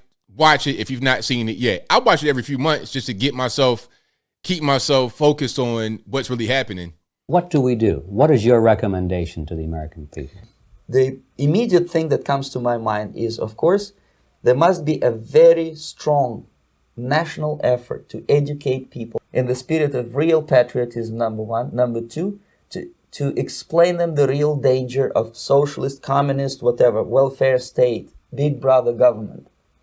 If people will fail to grasp the impending danger of that development, nothing ever can help United States. You may kiss goodbye to your freedom, including freedoms to homosexuals, to prison inmate. All this freedom will vanish, evaporate in 5 seconds, including your precious lives. The second thing, the moment at least part of United States population is convinced that the danger is real, they have to force their government. And I'm not talking about sending letters, signing petitions, and all this beautiful, noble activity. I'm talking about forcing United States government to stop aiding communism. So basic, two very simple, maybe too simplistic answers or solutions, but nevertheless, they are the only solutions. Educate yourself, understand what's going on around you. You are not living at the time of peace. You are in a state of war, and you have precious little time to save yourself. So again, this was the 80s, and we are 40 years later. And the things that he said, what happened, and the full interview, which again, you got to watch it. That's just one little piece of it. That's just one little teeny tiny piece. You got to watch the entire thing. But yeah, shout out to him, Yuri Bezmenov. Okay. Now let's go back to something a little bit lighter. This is an older clip that you guys may have seen from a few years back. And if you've not seen it, this is going to be a good time to watch it. Let's check it out. This is a comedy clip. Okay. It's a skit, obviously. Let's watch. Now, the thumbnail, it says, "We actually agree. Woke and racist." Woke guy and racist guy having a conversation with each other. When me and Brad first met, I didn't think we'd get along, but turns out we kind of agree on everything. Your racial identity is the most important thing. Everything should be looked at through the lens of race. Jinx, you owe me a Coke. We both have a lot of opinions about people of color, even though we barely know any. I say colored people, but as long as we're classifying them, we both think minorities are a united group who think the same and act the same. And vote the same. You don't want to lose your black card. Sorry, I don't know. I just think we should roll back discrimination laws so we can hire based on race again. Jinx, now you owe me a Coke. Hey, tell them what you told me yesterday. White actors should only do voices for white cartoon characters. I've been saying that for years. Stick to your own. Us white people, we have so much privilege. I agree. It is a privilege to be white. Ask him about interracial dating. All I said is that black men who date white women have internalized racism, and white men that date ethnic women are fetishizing them. Guys against interracial dating now. Like, am I being pranked? Did Boomer put you up to this? Ugh, you know that taco place is white owned? White people should be making white foods like Kraft macaroni and cheese, no seasoning, not even salt. It's like he's a mind reader. I mean, I've been pushing for segregation forever, and my man does what? I created an improv comedy show exclusively for ethnic people. Guy segregates comedy on my birthday. White people need to stop wearing dreadlocks, and they need to stop appropriating black people's music. Shaved heads and country music, the way God intended. You know all white people are racist. I'm listening. Even if you have a black wife or a black friend group, you're still really racist. You know, we just kicked a guy out of the organization for having a black girlfriend, but if you can promise me he's still really racist, we'll consider letting him back in. Black people should only shop at black businesses. I guess the only thing we really disagree about is I think white people are the root of all evil. But what did I tell you, though? If we can narrow that down to a certain group of tiny-hatted white people, I think we can come to an understanding. Technically, I don't consider Jewish people white. Neither do I. There you go. See, they got kind of real at the end there. They got a little bit real. So shout out to them. Shout out to Danny and Ryan. These guys are pretty good. This is an older clip. I think it's probably my first time seeing these guys was this clip. I'm not sure how long they had been around before this, but yeah, shout out to them. Very good clip. And if you missed the context, one guy is supposed to be woke while the other guy is a racist. But as you can see, and as you heard, they were saying the exact same things to each other. All right. So shout out to them for that amazing comedy skit. All right. Classic skit. Now, let's go to real life, shall we? This is John Mellencamp. This might be kind of older. Not too old. It might have been this year. John Mellencamp's on, not Rogan, pardon me. He's on Bill Maher. And listen to what he says about black people. All right. Now, I would suppose John Mellencamp's going to be your woke guy. This is not a skit. This is a real interview. It's real life. All right, let's check it out. You say it in one of your songs. Yeah. Freedom of speech. Yeah. Right. I wrote a song that I never recorded because I felt it was wrong, but it was called From the Fucking Cotton Fields to the Playing Fields. Oh, boy. Yeah. So my point is that, yeah, so what?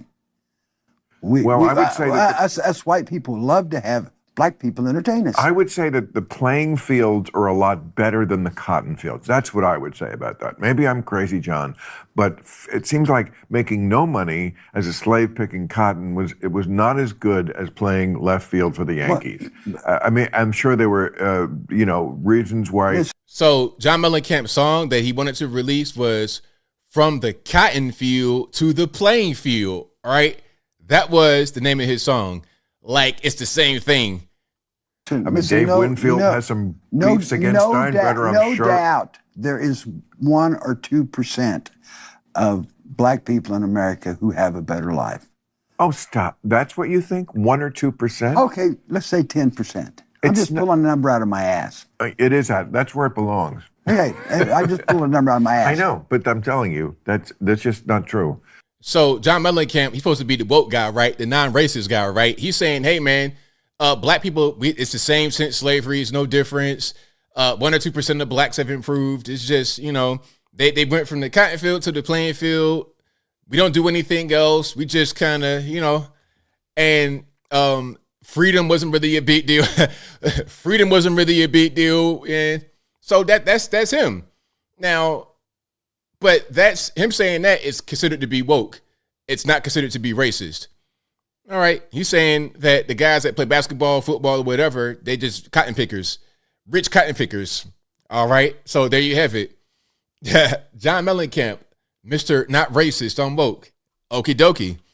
So there we have it. I don't know about y'all. I don't know about y'all, but I'd rather be playing football and get paid $1 trillion than to be hunched over in a cotton field, getting paid no money and work till I die at 25 years old. Okay. Do you know? Here's something that you might not, it might kind of shock you. Life expectancy for a black person in 1900 was 33.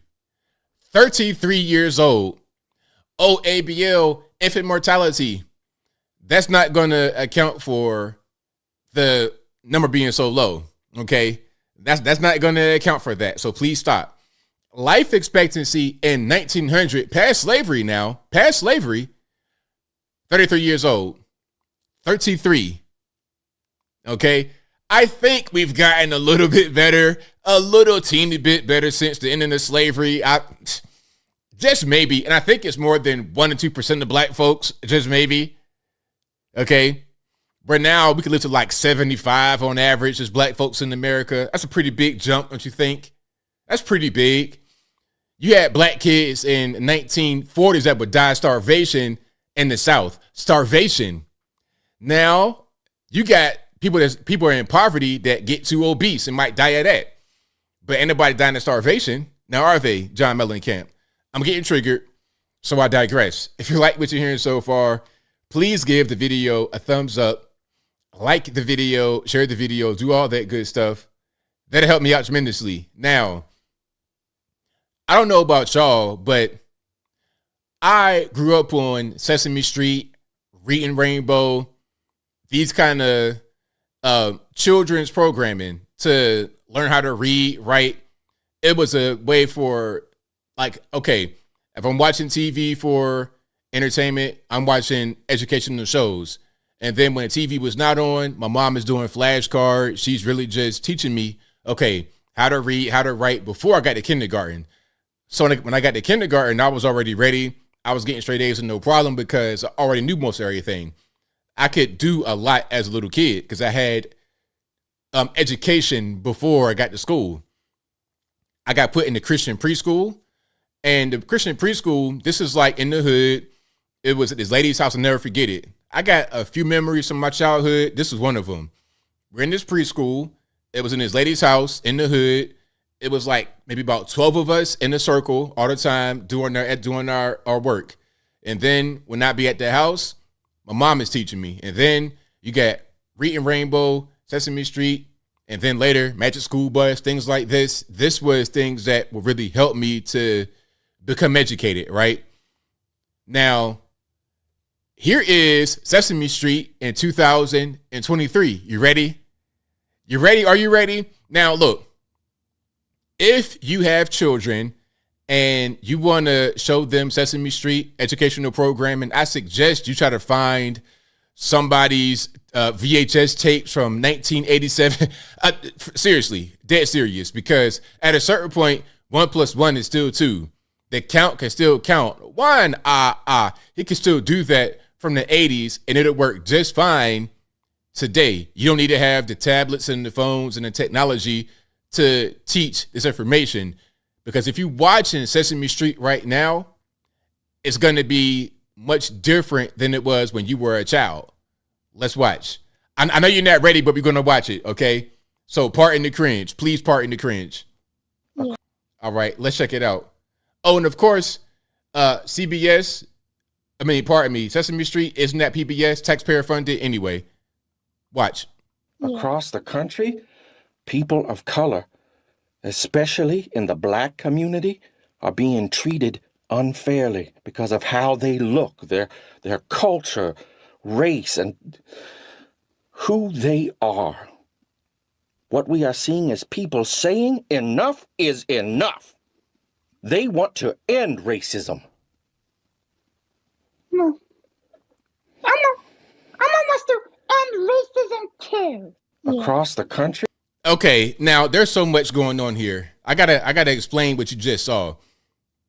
This is a town hall for kids and families put on by CNN and Sesame Street. Okay, that's the first thing. The second thing, it's like a Zoom call, and I don't know what's up with the voices. My man right here, I guess the father or whatever. I've not seen this show in many years. Please pardon me. You said I got the gray. I've not seen it since I've been a little boy. But the voices, I mean, what kind of creepy, freaky voice is that? I don't want to hear that. If I'm a little kid and I hear that voice, I'm like, yo, what's going on here? What in the Mr. Mom? What in the Transformer is happening with that voice? Doesn't really fit at all. But anyway, they're teaching kids about racism and things like this through what should be about education, about reading, writing, arithmetic. We're getting taught how to be woke at a very young age. I was watching Sesame Street as a little boy. Before kindergarten, I was watching this. And you all know that when you are a small child like that, you're in your formative years. So whatever you take in, whatever you learn is going to stay with you. And this right here would be one thing. You might be watching television and think, if you're a liberal, you're not going to watch CNN, I suppose, with your kids if you are a conservative person. But if you're a liberal person and you got kids and you watch this show as a child, Sesame Street, and you think, okay, cool, let's watch this.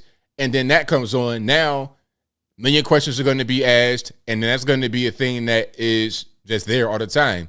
So really unfortunate that they would do something like this, but I'm not really surprised. We saw what they did with, what's your man? Your man from the show, what's that? Billy Idol, Billy Mercury. What's the dude's name? The crossdresser. Hold on, I'm gonna search Billy Crossdresser. hey, I promise on everything. I searched Billy Crossdresser and Billy Porter came up. I promise I did. I promise. Anyway, Billy Porter, that's his name. So remember this little collaboration? Hold on. So they already did this right here. I saw somebody. Now I ain't gonna turn the music on, but this is Sesame Street. This is a man, Billy Porter, okay, wearing a dress. All right. And you see him dancing with the puppets and everything else. So they've been woke and gone down that road for a long time. This is from 2 years ago. And guess what? This is on YouTube for kids. So imagine YouTube for kids. You're thinking, okay, it's going to be cool. It's all good quality content. And you come across a man in a dress. Mommy, why is that man wearing a dress? I thought girls wore dresses. Now you got a lot of questions you got to answer. It's going to be a little bit too hard to answer, and they should not be asked at this time, but here we are. So again, they've been woke for quite a long time. So if you like what you're hearing so far, please give the video a thumbs up. Like the video, share the video, do all that good stuff. That'll help me out tremendously. Now, here is a man talking about what's happening in California with the electric vehicles. I've said it before. If you're going to have electric vehicles, you got to have the infrastructure to be able to utilize it. People don't understand. They don't understand that electricity does not come from nowhere. It has to be generated. It's a finite resource. You can't just have electricity. People just are so used to charging their phones. You know, you plug your charger brick into the wall, put the phone on your cord, it charges, it's magic. You pay your bill for your electricity every month, and then that's it. People don't think about what would happen if all the cars in the USA were to be electric. They don't think about how that would affect the system because they think of electricity the same way they think about just their phone. Okay, look, everybody has phones and everybody charges them. So how would a car be any different? Now, obviously, this phone does not weigh anywhere near as much as your vehicle. Put it to you this way. In your Tesla, the little iPad thingamabobber in your dashboard probably weighs 4 times as much as this phone. I would presume, at least, just the iPad in the center console, in the center of your dash. So how about the wheels, tires, the batteries? The batteries are going to be very heavy. The Tesla truck is going to weigh like 6,800 pounds. This might be a pound or two at best, maybe a pound. It's like light as a feather. Okay, I can't hold a Tesla truck like this with just my 2 fingers here. I can't do that.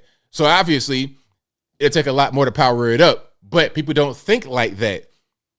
All they think is, well, my phone charges. That's a normie mindset. But anyway, let's hear from my man right here. What do you think about the fact that California mandated all new cars has to be emission-free by 2035? Dumb idea. People say, oh, we're saving the environment. Guess what? All electricity comes from somewhere. And if every one of these cars was powered by electricity, in California they have rolling blackout. Can you imagine? They'd have rolling blackouts where everybody couldn't drive their car. Wouldn't that be a thrill? I'm going to say this right out loud. Stupid Democrats. I don't like the Democrat Party because they have too many ideas that aren't good. You know, when they say, well, we're going to take away your gas stove, that's stupid. We're not doing that ever. And they say all these dumb ideas that aren't good for people, aren't good for kids. I'm against it.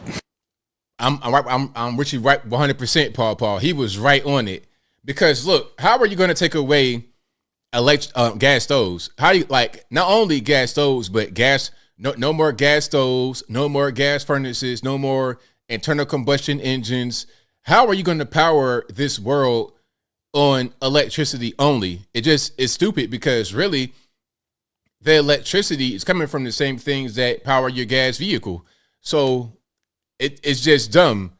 Unless you're going to have all nuclear or you're going to have what? I don't even know what you're going to do. They're trying to say natural gas is bad, which is the dumbest thing in the world. That's a very efficient and clean resource, natural gas is. But I guess because they want to consider that to be a fossil fuel, that's somehow a bad thing and we can't have it. Everything's got to be electric. Everything's got to be so-called green. But mining lithium ion is not green. Mining cobalt is not green. Matter of fact, have you guys seen lithium ion is one thing. The lithium mines, that's one thing. But have you seen cobalt mines in Africa? I'm going to show you guys the cobalt mines right quick because for you guys who love electric vehicles because you think it's environmentally friendly, okay, all right, well, watch this. And you can't get around it. You can't get around it. This is part of the process. All right, let's check it out. Hold on. Let me see if I can check it out right here. I don't want to see a big long video. I just want to see here we go. Let's check this out. All right, so here's just a sneak preview. Look at this. There's a green mine right there. There's your green energy right there. That's just one of the rare earth metals that goes into your electric vehicle. One, cobalt, over in Congo.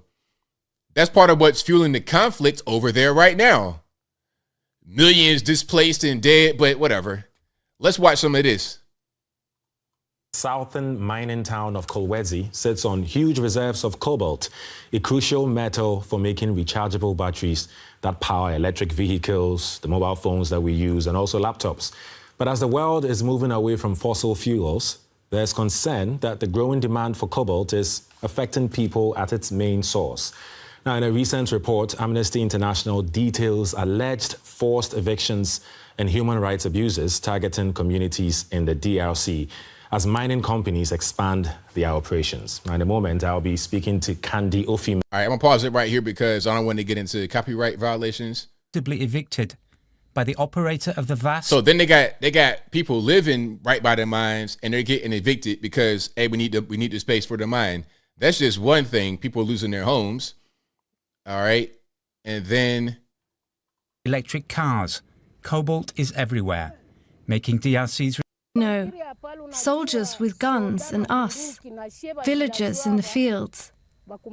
We were so afraid as they burned down the houses. And it gets worse. Amnesty spoke to Kabibi, who wants to remain anonymous. She says she was brutally gang raped by 3 soldiers after she tried to get to her fields. We got you ever seen Beast of No Nation on Netflix? We got child soldiers. We got like really brutal stuff happening, and there's a conflict happening right now. Right now, today, there's a conflict happening over your electric vehicles. Now, matter of fact, hold on, let me see if I can find an actual clip or a source talks about linking the cobalt mining to the current conflict in Congo. We got the whole thing happening with Palestine and Hamas is covering up what's happening over here. Okay, we can talk about what's happening with Palestine and that whole situation. And if you think that there's some kind of human rights violation on the side of the Israelis, you're anti-Semite and you want to get attacked for that. Meanwhile, over in Congo, we got millions displaced. We got civil war happening. We got foreign nations abusing the people for the natural resources. Oh man, don't worry about that. Let's focus over there. Let's just not worry about that because you want to get these electric vehicles and we got to get that cobalt, right? Let me see if I can find the Congo conflict. Let me see. All right. Well, there's a conflict, but they're not really going to tell you exactly what's going on. I'm going to just show you a brief article right quick. You see what's happening. It says Congo election is still happening. Congo election is still happening despite conflict and local challenge with logistics. And let me see. Now, despite them having like a war going on, you're still going to have quite a few people to come out and vote. 44 million people, half the population is still going to vote. Now, the fighting prevented 1.5 million from being able to vote. All right.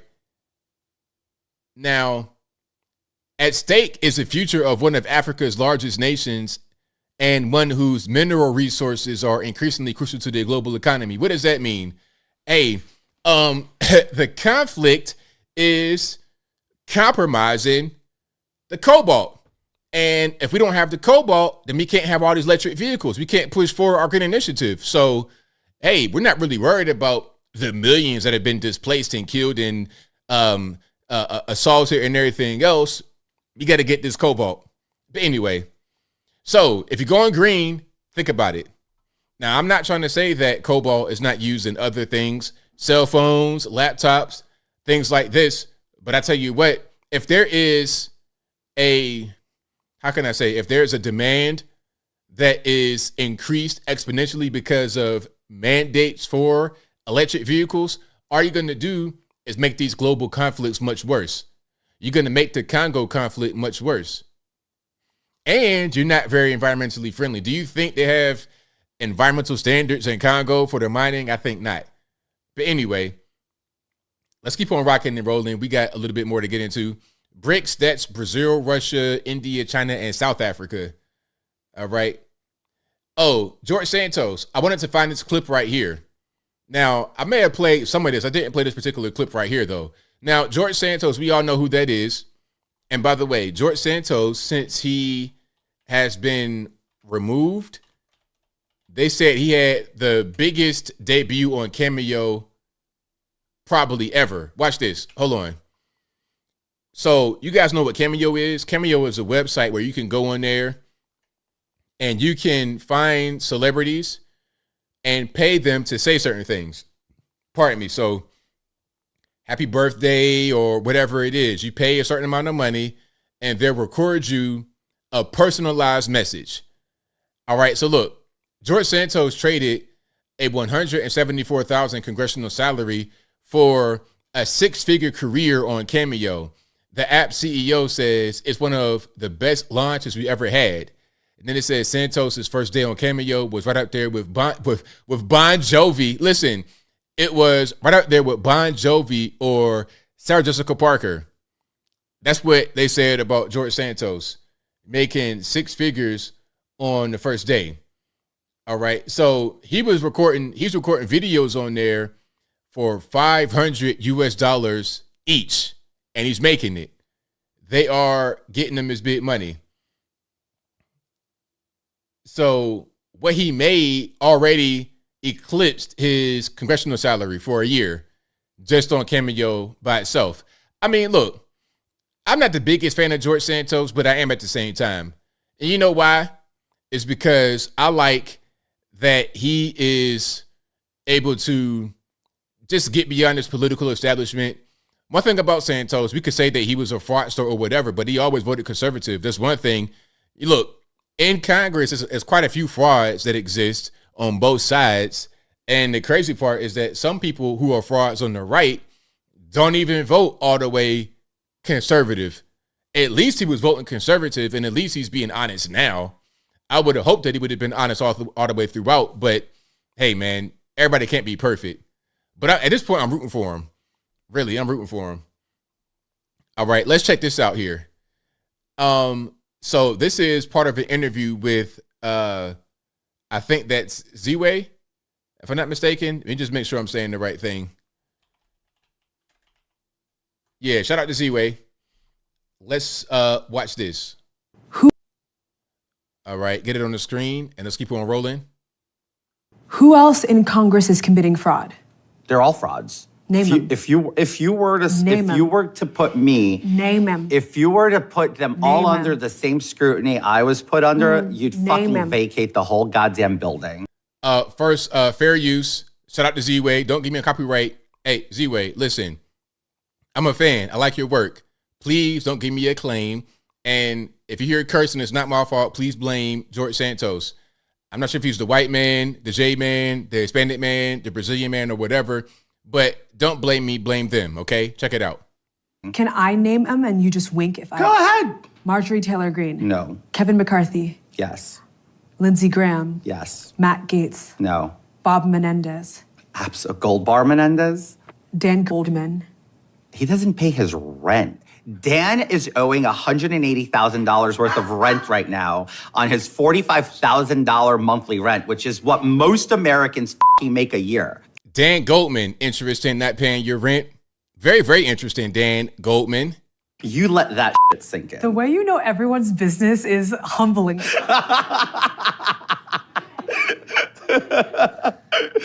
So there you go. Shout out to Z-Way. I like her, actually. You know, the dry humor. Although the interview was kind of weird. I like her, but the interview was weird. It was like she was not really trying to just open up and enjoy the interview as much as she should have. Although she did at certain times. All right. But yeah, so basically, if you missed the context, she was asking who's corrupt, who's stealing, who is on the payroll doing some underhand things in Congress. And then he was like not trying to name them. So she named him, and then he said yes or no. All right. And then your main man right here, Dan Goldman. Look, multimillionaire New York rep Dan Goldman owes months of rent on Tribeca Pad totaling $180,000. My question is, why is Mr. Dan Goldman not paying his rent? What's the deal? You got the money. What's really happening? I don't really understand. I'm doing a video tomorrow about the Atlanta scammer. The Atlanta scammer. What's the best way to put it? Atlanta scammer, aspiring judge, former APD officer, Shalitha Robertson. Matter of fact, I'm gonna play that right quick. Okay, I'm gonna play some of that right quick. Not my video. I've not recorded it yet, but I'm gonna play some of the actual the article. All right. Shalitha Robertson, who was found guilty in a $7 million PPP loan. I'm going to play some of the original video where they had accused her. All right, here we go. The attorney and Atlanta Police Department officers been indicted on charges that she stole pandemic relief funds. Channel 2 investigative reporter Justin Gray with us now live in South Fulton County, where you've been looking through this new indictment. Well, Justin, it was just in October that the Renee Group here was awarded a significant chunk of a $99 million DeKalb contract. But this week, the owner of the Renee Group, Shalitha Renee Robertson was indicted on charges that she stole millions of tax dollars. I did already put it. I forgot I already recorded this video and already put it out. I recorded this video a little bit earlier about the scamming lady. Again, she was a former APD officer. She was at one point trying to be a judge, and she owned several businesses, and she was successful. She was a multimillionaire before she stole this money from the federal government. They're going to go to her house, and you're going to see how big her house is. And her house was purchased before the PPP loan scam. Let's watch. Hello, it's Justin Gray with Channel 2. I'm trying to reach Shalitha Robertson. No answer at the call box to the front gates of Chateau Royale. Chateau Royale. Now, if you guys ever seen Housewives of Atlanta, they had the Chateau Charest Chateau, this real big house that she was building for like many years. But anyway, different story. This is like the same thing. Oh, the grand. Look at this. Look at this. Do you see this house? Listen, you live here. You're already a multimillionaire. She has a contract with DeKalb County to fix sewer lines. This is not some just random person, not just some random scammer. This is an actual successful person, not just a poor person trying to get money. This is simply a greedy person and a dumb person. Well, dumb in some ways and smart in others. You're smart to be able to come from nothing and become a police officer, to become an attorney and become the city attorney in Atlanta. You were trying to be a judge, get in politics. You have several businesses. You got a lot going on for yourself, and a beautiful home in South Fulton with this big gate around it, beautiful landscaping, statues, all of that. Nice cars outside, but you still got to steal more money from the federal government. Why? Why? If you're not doing that good in business, just go bankrupt. Just go bankrupt. Again, she had this house before she stole. Yes, she was a cop with Atlanta Police Department, with APD. Yes, she was. I'll let it roll. And South Fulton Estate, listed with the Secretary of State as the principal address of Shalitha Robertson's company, the Renee Group.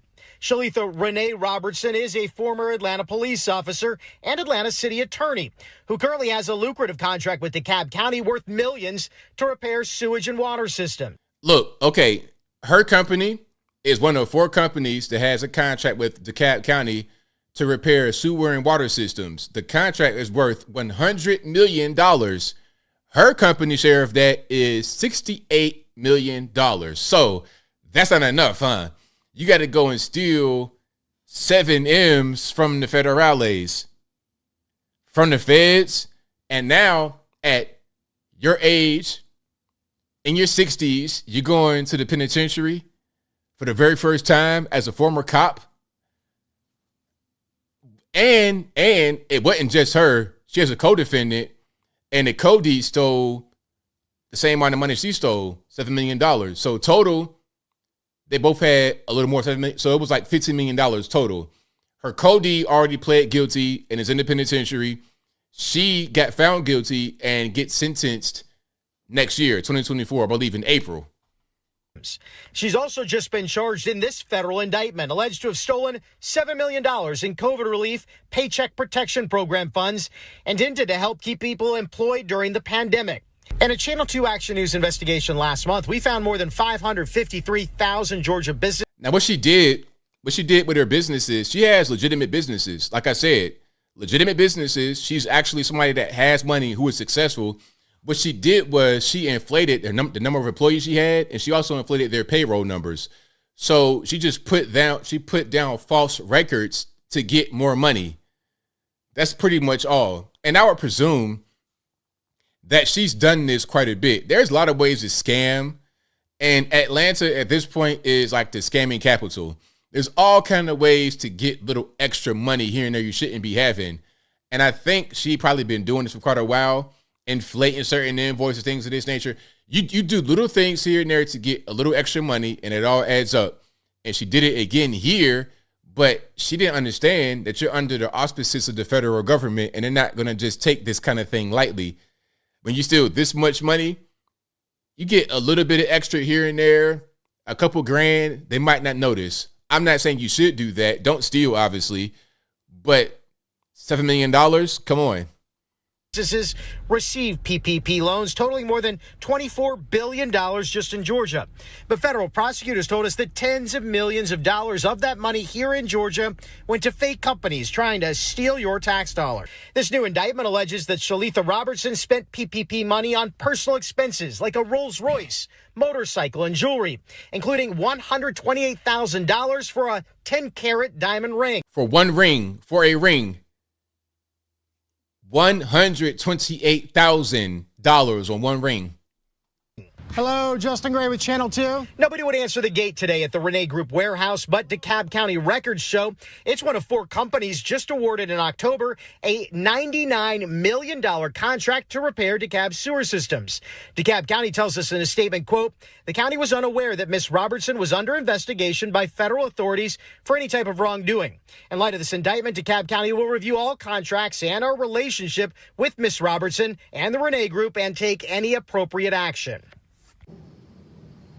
And Robertson's former business partner, Chandra Norton, has already entered a guilty plea to similar charges. She's awaiting sentencing. U.S. Attorney for the Northern District, Ryan Buchanan, says in a statement tonight, quote, we will continue to vigorously prosecute anyone who fraudulently attains these critical funds. So there you have it. You know, she was already successful, already rich, but just decided to get more money. But that is the reason why this happened, in my opinion, is because she probably was already doing that with her businesses in general, but just not dealing with the federales, dealing with local government. It's so much scamming, so much frauding going on. She thought it'd be the same thing with the feds. Oh, I'll just inflate it a little bit, get some more on the side. They ain't going to notice. It won't be no big deal. Well, they did notice, and it would be a big deal.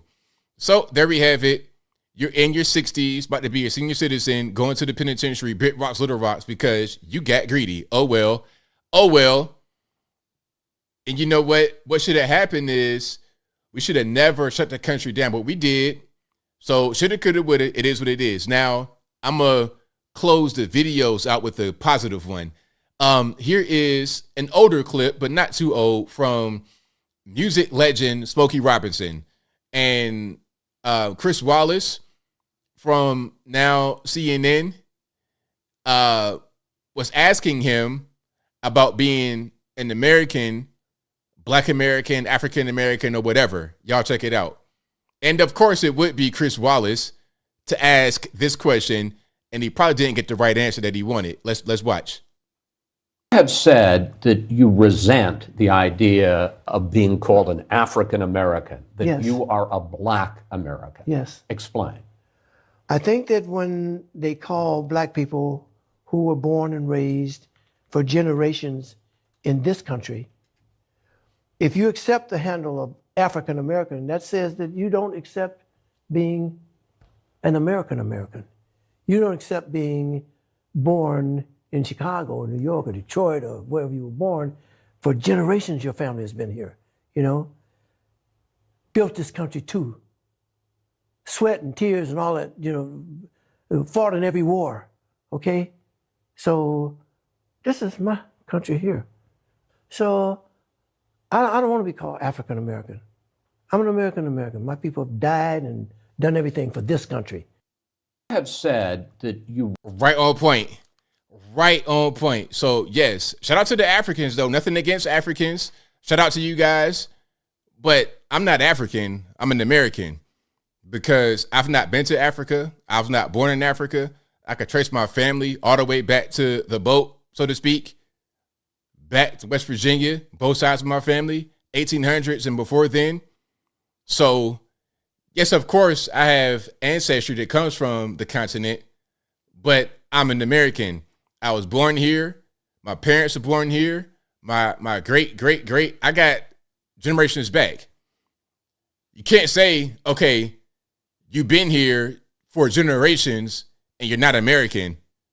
Really, once you become a legal citizen, you're an American. Now, if you're here illegally, just doing whatever you want to do, that's something else. But if you're born here, you're an American. If you become a citizen, you're an American.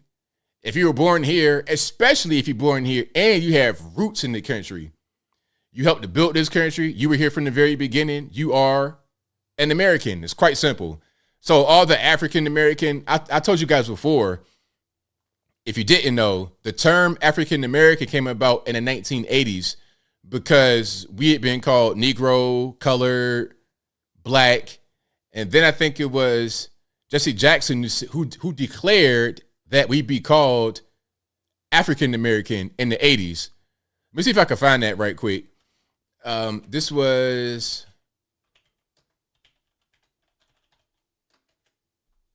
yeah. Yep, here it is. New York Times, 1989. All right, let me put it on the screen for you guys right quick. Then I'll get to super chats and the calls. Okay, so New York Times. This is a newspaper from January 31st, 1989. So you're talking about almost 40 years ago. All right. Now, let's check. About 35 years ago. Here we go. African American favored by many of America's blacks. Again, 1989. And it says, a movement led by Jesse Jackson to call blacks African Americans has met with both rousing approval and deep-seated skepticism in a debate that is coming to symbolize the role and history of blacks in this country. The term, used for years in intellectual circles, is gaining currency among many other blacks who say its use is a sign that they are accepting their difficult past and resolving a long ambivalence toward Africa. Again, this is Jesse Jackson who did this in the late 80s, 1989. Okay, before this, we were just black. And then before that, it was Negro, colored. That's just what it was. It wasn't African. That's a modern thing. So I'm going to go ahead and just not follow what Jesse Jackson and them said in the 80s. I'm going to just say American first and foremost. I'm black, obviously, from my race, but my nationality, American. I go overseas. I go to a different country. They're going to hear me talk, an American. Off rip. Me being black, they're going to see that. But more than anything, they're going to know I'm an American. Now, if I talk like this, they're going to say African. If I talk like this, you some kind of Caribbean, some kind of, something like that. And ultimately, that's going to matter probably a lot more than my race, depending upon where I am in the world. That blue passport holds power. It holds major power. So no, I'm not going to just dismiss that like it's nothing. That means something. It means a lot in this world. You see that border, there's no other place in the world with that kind of nonsense happening at the border. Now, why is that happening? Well, because we're allowing it as a federal government, as a nation. But beyond that, it's because everybody wants to come here. This racist, sexist, hateful, hostile place. The whole world wants to come here. Everybody.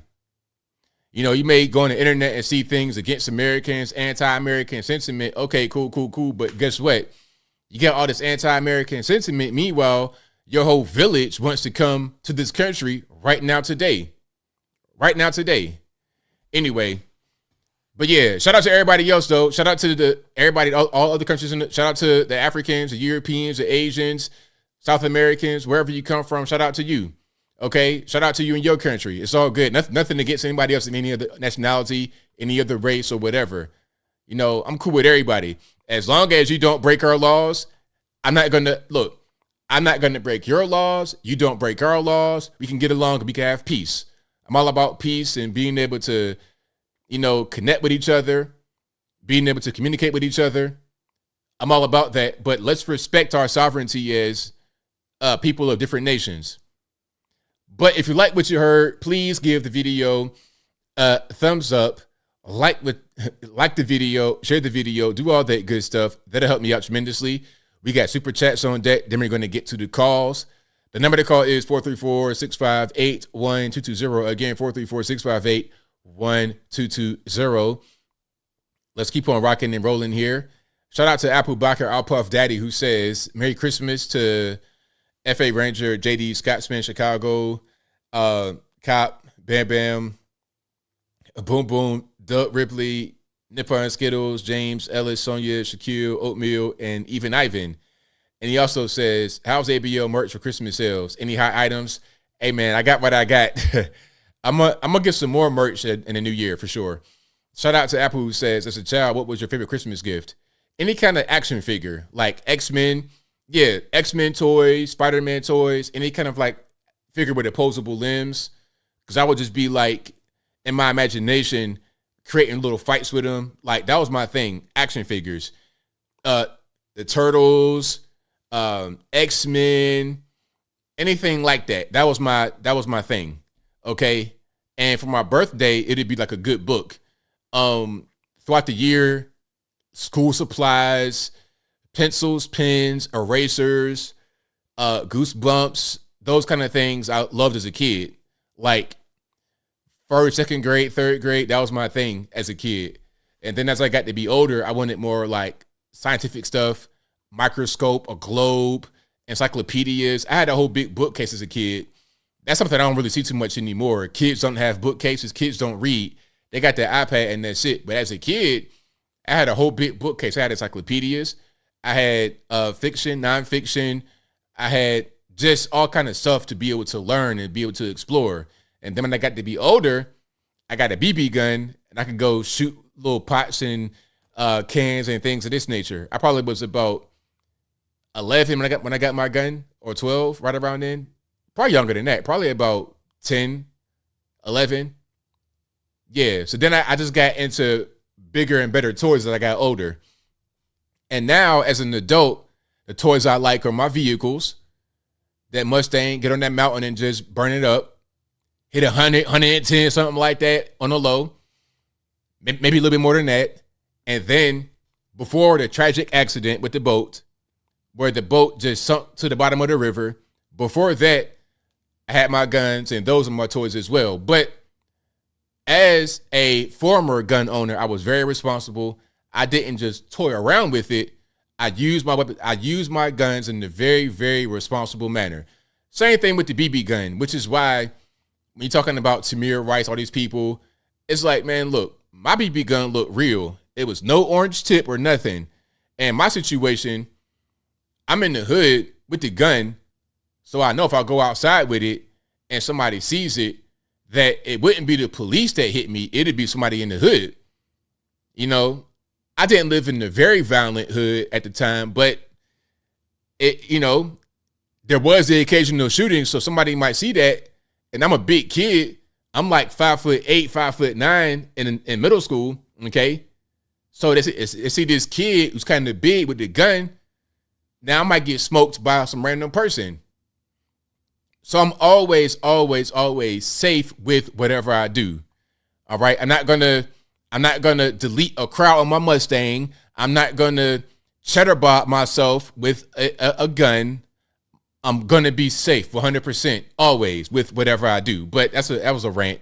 Let's keep on going. Shout out to Apple again, who says Taraji Henson crying ain't got enough money. Thoughts? Taraji Henson, Okay, so you guys who don't understand what's going on, Taraji Henson is an actress, a black actress. She was in Benjamin Button as a mother, and she is now in a new movie with Oprah. It's the remake of Color Purple, which was a horrendous movie, but different story. Anyway, she's going on a press run right now, and I think at least one or two interviews she said she's not getting paid enough. She's not getting paid as much as her white counterpart. Matter of fact, hold on. I got a quick meme I guess I could show you guys right quick. Let me see. Taraji Henson and yeah. So she was saying that she didn't get paid as much as Brad Pitt. It's like, really? Brad Pitt? So hold on. Let me put it on the screen right quick. Now, I don't know what she thought. Like, she thought she can get paid like what Brad Pitt get paid. So hold on. So it says in Taraji P. Henson's 2016 memoir, in her book, she claims she was paid less than 2% of what actor Brad Pitt was paid. Probably for what, Benjamin Button, I suppose? Was he in that? I'm not quite sure. Let me just look it up right quick, because that's probably her biggest movie, Benjamin Button. And let's see who was in this. Yeah, Brad Pitt. So she was paid less than 2% of what actor Brad Pitt was paid. Henson later confirmed that she asked for $500,000. They offered $150, but later agreed on. They offered $100, but later agreed on $150. The budget for the film was $150 million. But check it out though. You talking about Brad Pitt? You think that you are on the same level as Brad Pitt? Now, I like Taraji. Beautiful woman in my opinion. She did great in Baby Boy, but that was a hood movie that made pretty much no money. It got bootlegged when it came out. Benjamin Button, who's the draw on Benjamin Button? Brad Pitt is the draw, okay?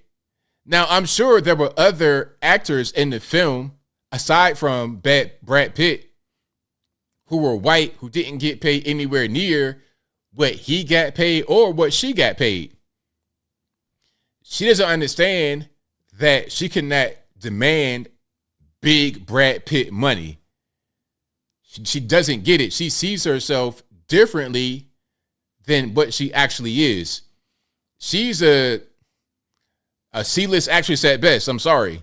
And I like her, but she's nowhere near Brad Pitt. Okay, that's like, how can I say it? Gary Sinise saying that he should get paid what Brad Pitt gets paid. It's like, look, Gary Sinise, you're a great actor, but you're not Brad Pitt. And you're white as white could be, same as him, but you're not Brad Pitt. You're not on this level, okay? So let's stop the cap. Let's stop the nonsense. I recognize you, Gary Sinise. Okay, you were great as Lieutenant Dan, but you're not Brad Pitt. Let's stop playing games, but I digress. Let's keep on going here and get to some more supers. And where we at? Shout out to Apple, who says, what about if you're the only MAGA conservative at the family festive dinner and all the cousins talk Democrat points? That got to drive us crazy. I don't even talk politics with my family. I do not talk politics with my family at all. I refuse. That's a policy of mine, for sure. Okay, and shout out to Apple again, who says, I thought Biden was going to restore dignity to the White House. Nope, not at all. You got the cocaine back in the White House. Shout out to Patch Duress, who says, quote, start reporting it the right way, unquote. How about a starter running the country the right way, Mr. Asterix President? Thank you, Michael Critchlow, who says, we ever do this cover story about New York State proposing, Chick-fil-A being forced to stay open on Sunday in New York. I think I will do that. Thank you to Atomic Tabasco for the donation, or for the Merry Christmas. Shout out to Matthew, who says there must be great money in human trafficking, or else someone will put a stop to it. Thank you to Monique Price, who says, I've kind of wanted George Santos. Yeah, you kind of like, getting on your good side a little bit. Shout out to George Santos. Thank you to Angel Rivera, who says, hey, ABL, Merry Christmas to you and your family. You have the best show on the internet. Thank you for that, man. Definitely appreciate it. All right, I've kind of bumped my gums enough here. Let's get to the calls. The number to call is 434-658-1220. Again, 434-658-1220. There's also an email in the description if you want to get in that way, and be right here in the bottom left-hand corner of the screen. If it doesn't work right, don't blame me, blame the white man, because you know it's not my fault. All righty. And yeah, big up to Gary Sinise. Again, Lieutenant Dan, you ain't got no legs. Shout out to him. Great role, by the way. But again, who's the draw? Brad Pitt, Gary Sinise. Tom Hanks, Gary Sinise. Let's be all the way real. All right, Matt, what's going on? Anthony, what's good? Can you hear me? I hear you well. All right. Give me 1 second. Oh, I'm still coming through on you.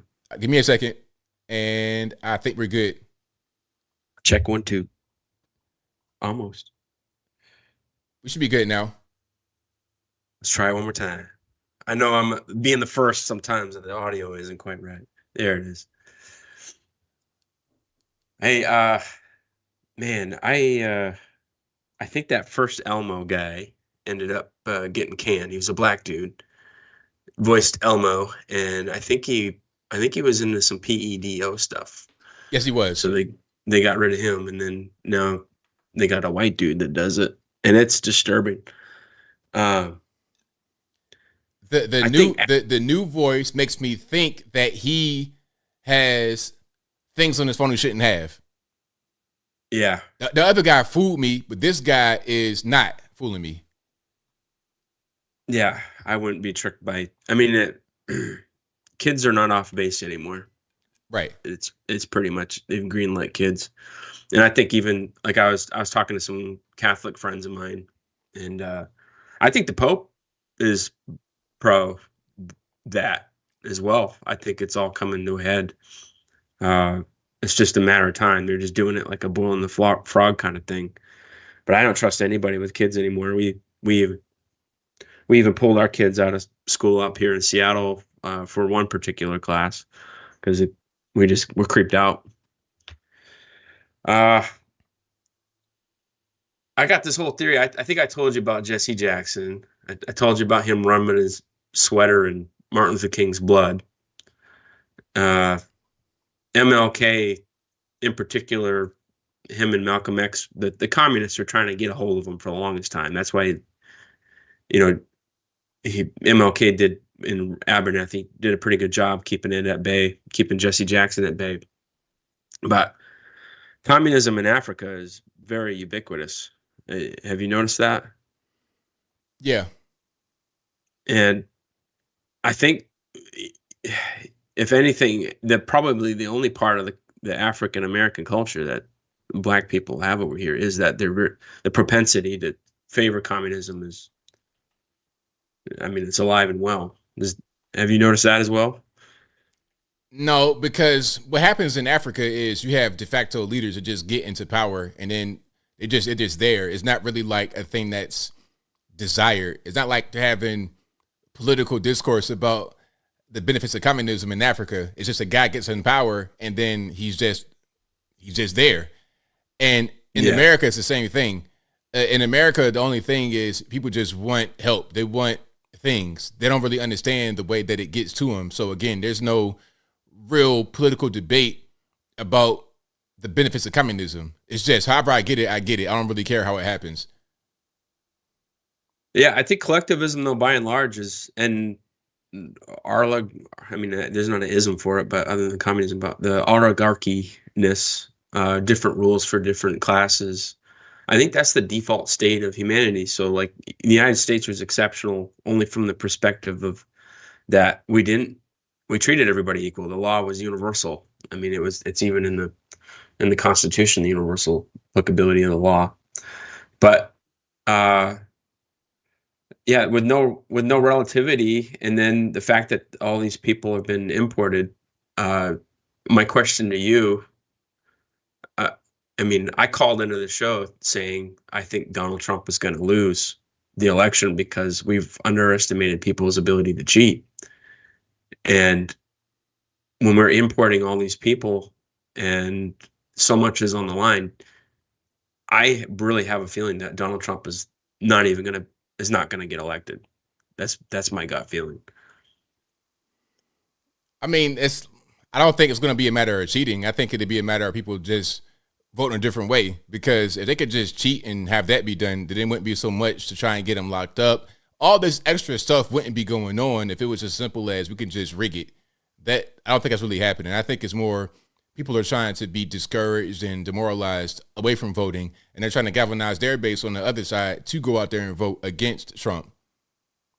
That part's working. You know what I mean? For the most part, I think to get out the vote is going to be very difficult unless Trump is on the ballot. I think they're going to cheat, and it's going to be so obvious that they're barely going to try to hide it. And still people, I mean, like even like in the American Revolution, it's the revolution is always like a minority of people doing it. I think, like 12 to 18% of the people were, everyone else was loyalist, for example. I think I've seen no tangible reforms whatsoever to the electoral system. And a year, even though it's a light year away, it's a long time away, it's going to come up on us really quick. And if Donald Trump isn't assassinated, because they basically what you're talking about of like, hey, they're trying to lock him up, they're trying to assassinate his character. They did that with MLK when they wanted him to commit suicide because of sex tapes and stuff. I think it's going to be more explicit, and because at this point, again, I'm saying you're sleepwalking a little bit.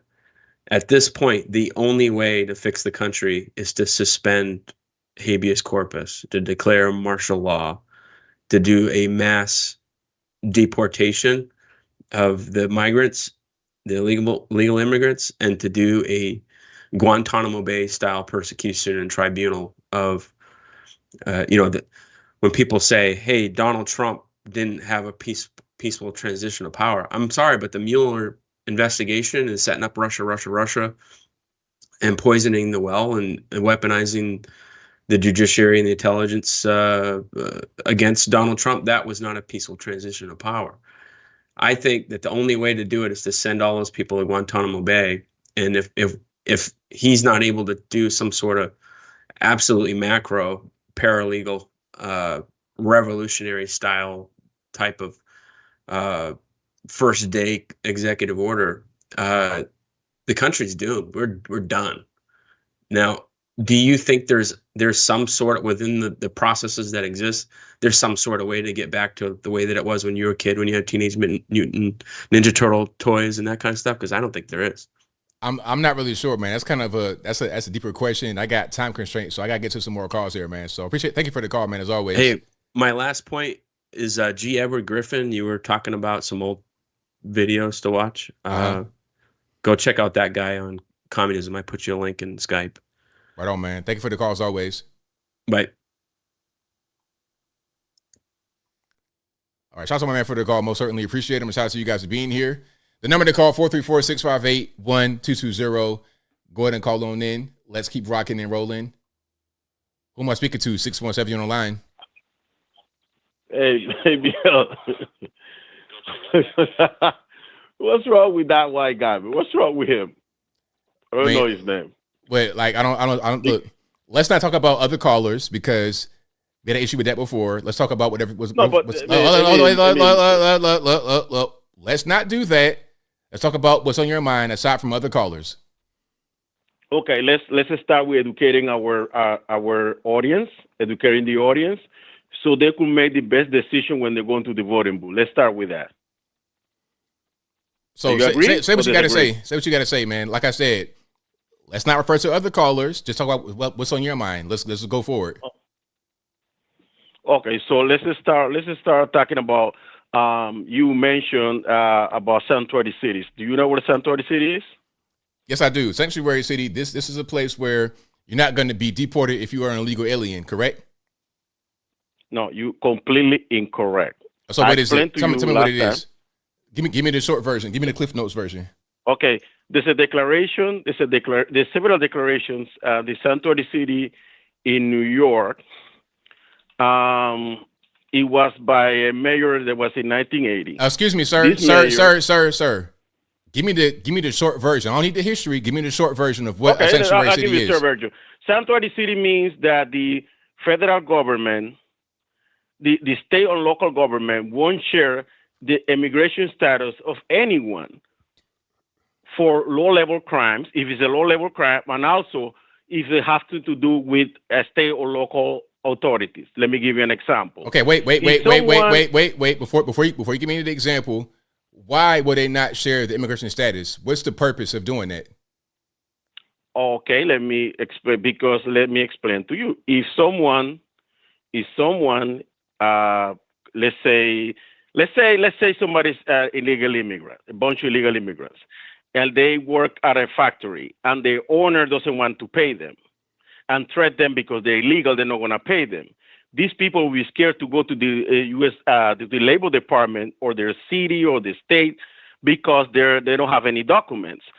In the case that is they say, okay, doesn't matter what your immigration status is, we will make sure that you get your money, and we're going to find this person that doesn't want to pay you. That's what it is. Okay, so ultimately, what I said from the beginning was right, because the whole thing is the reason why they don't want to share the status of these people is to prevent deportation. Exactly what I just said. No, that's just not true. Because the only reason, excuse me, sir. The only reason why it would be a threat for immigration to come in is because they would get deported. No, that's just not true. So, okay, if there's no threat of deportation, why would immigration be a threat? Why would that be a problem if they won't get deported? What's the problem? Because that will put fear in the people that live in those particular communities. What's the fear? Excuse me. What's the fear if they won't get deported? Because you want collaboration with the police and the state and local authorities. Let me give you an example. No, sir. What's the fear? Why fear immigration if they can't deport you? Why fear immigration? Because they want collaboration. Let me give you an example, because I guess you're trying to want to talk over me, but I want to. I can do what I want. It's my show. I can do what I want. I'm just asking the question. I'm going to get an answer. And again, the question, sir, before you start, the question again, one more time is, why fear immigration if they can't deport you? So give me the answer. Go ahead. Because remember, in order for them to be deported, they're going to need the state and local authorities to enforce immigration laws. A state and local authority have no authority to enforce immigration laws. Let me give you an example. For example, in Florida, with Dan DeSantis, he wants the police to ask for immigration documents for people that being transport illegal immigrants. Let's say you're in a highway, you're going to stop every single person to see if one of those cars is an illegal immigrant? You will do that? You want the police to do that? No. You ask a question. I'm gonna give you an answer. That's not how it will work. If you get pulled over, that's what excuse me. I'm gonna answer the question that you asked me, sir. If you get pulled over for speeding, headlight, or whatever, okay, I'll see you in the car, license, registration. Okay, are you illegal? Are you here legally? At that point, if you put over for a certain, that's different. That's not what the law says. That's how it would actually work. They're not gonna just pull over random cars. No. But the question I had for you is you not answered yet. Let's get back to my question. Is why fear immigration if they can't deport you? The whole point of fearing immigration is because they can deport you.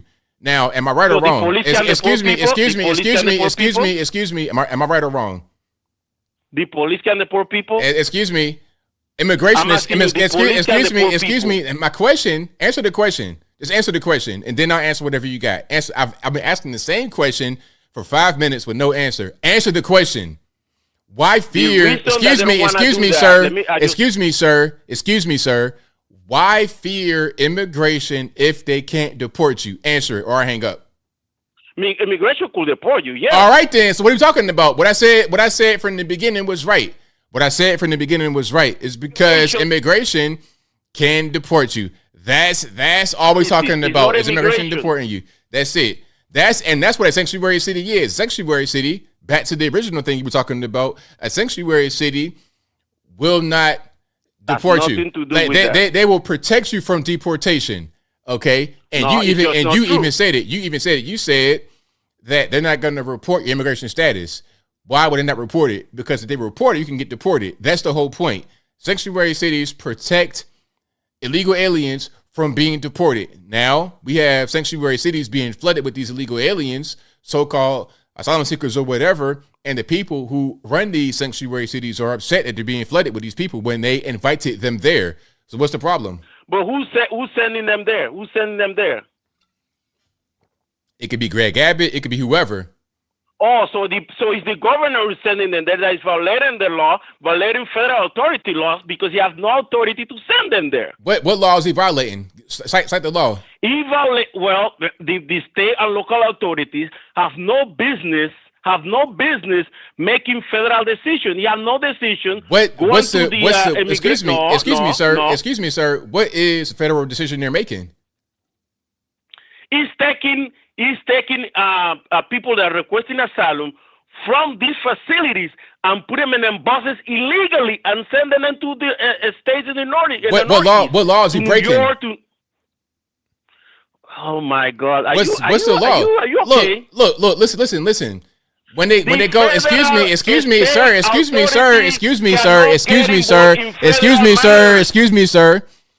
When the migrants come to the border, what's happening is they're being processed in by the border agents and so-called asylum seekers, and they just pretty much left right there on the border. So at that point, they're into the interior of the country. Maybe they're given the court date or whatever. Okay, now they're pretty much free to go. Okay, they can't just stay right there in Eagle Pass, Texas. All right, Chicago, you're a sanctuary city. Okay, New York, you're a sanctuary city. You guys take them. There's been no law broken. They're upset. The government in Chicago and in New York City, they're upset at Greg Abbott, especially in in Chicago, pardon me. They're trying to impound the buses, but they are not talking about they're breaking the law. If he was breaking the law, then they would say it. They in Chicago and New York. He's not breaking no law. Dude, you cannot, as a state local official, you cannot grab people and send them anywhere. That's not your job. You have to consult with the federal government. How many times I gotta tell you that? What's the law that he's breaking? Cite the law. Oh my God. Look, you try to act stupid, but you know the logic. Can you imagine if the police issue federal warrants? Can the police issue local police can issue federal warrants? I don't know anything about that. Oh, you don't know, because that's the job of immigration to do, not the job of the state and local authorities. That's why you remember the Arizona Alpario, I think it was Alpario, whatever his name is. You remember him? That Trump pardoned him, that he got in trouble because he was using his local and state authorities demanding a document, requesting document from people living in those communities in Arizona. I'll give you a hand right here, and then I keep on going. Matter of fact, you have a good night. I'm gonna just continue off the air. I'm gonna continue off of your call. Then I'm gonna get to some more calls. Thank you for the call, man. I appreciate it, and Merry Christmas to you, Ivan. But what's happening at the border between U.S. Mexico? They're being processed in by U.S. Border Patrol, by the federal government. They're sending more money down to Texas to help with the processing of these people as so-called asylum seekers. So when they come in, they have already been processed by the feds, and they're just sitting there in these centers in Texas. So rather than Texas just having them be right there, they're shipping them out. That's what's happening. Now, the federal government, if they really want to help the problem, they should just shut the border down to stop all of the crossing. Okay, so really this is the federal government's fault. They're not breaking any kind of laws. Texas themselves are not using their authorities to process these migrants as asylum seekers. That's the federal government doing that. And then after that process is finished, they're just pretty much set right there in Eagle Pass, Texas, El Paso, Texas, et cetera, so on and so forth. That's what's happening. It's simple. Very simple. So anyway, let's keep on going. 541, you're on the line. Who am I speaking to? Hey, ABL, it's Matt from Bend, Oregon. All righty, man. What's going on? Oh, I was just laughing at Ivan, man. Sometimes I have to mute his dumb ass too. So anyways, man, everybody's got to have a troll. That's right. But I was going to talk about that little electric flying mobile that you posted up. Looks pretty cool, but I'm pretty positive that's going to need a license for it of some kind, man, because you got to know airspaces and altitudes and stuff. So most people probably can't fly it anyways. Oh yeah, definitely. So I just Because thought that was kind of I can imagine that thing crashing from a high altitude. It's going to be all kind of problems. Yeah. You're going to be in restricted airspace and get shot down. It'd be a mess. Oh, it'd be a total mess, dude.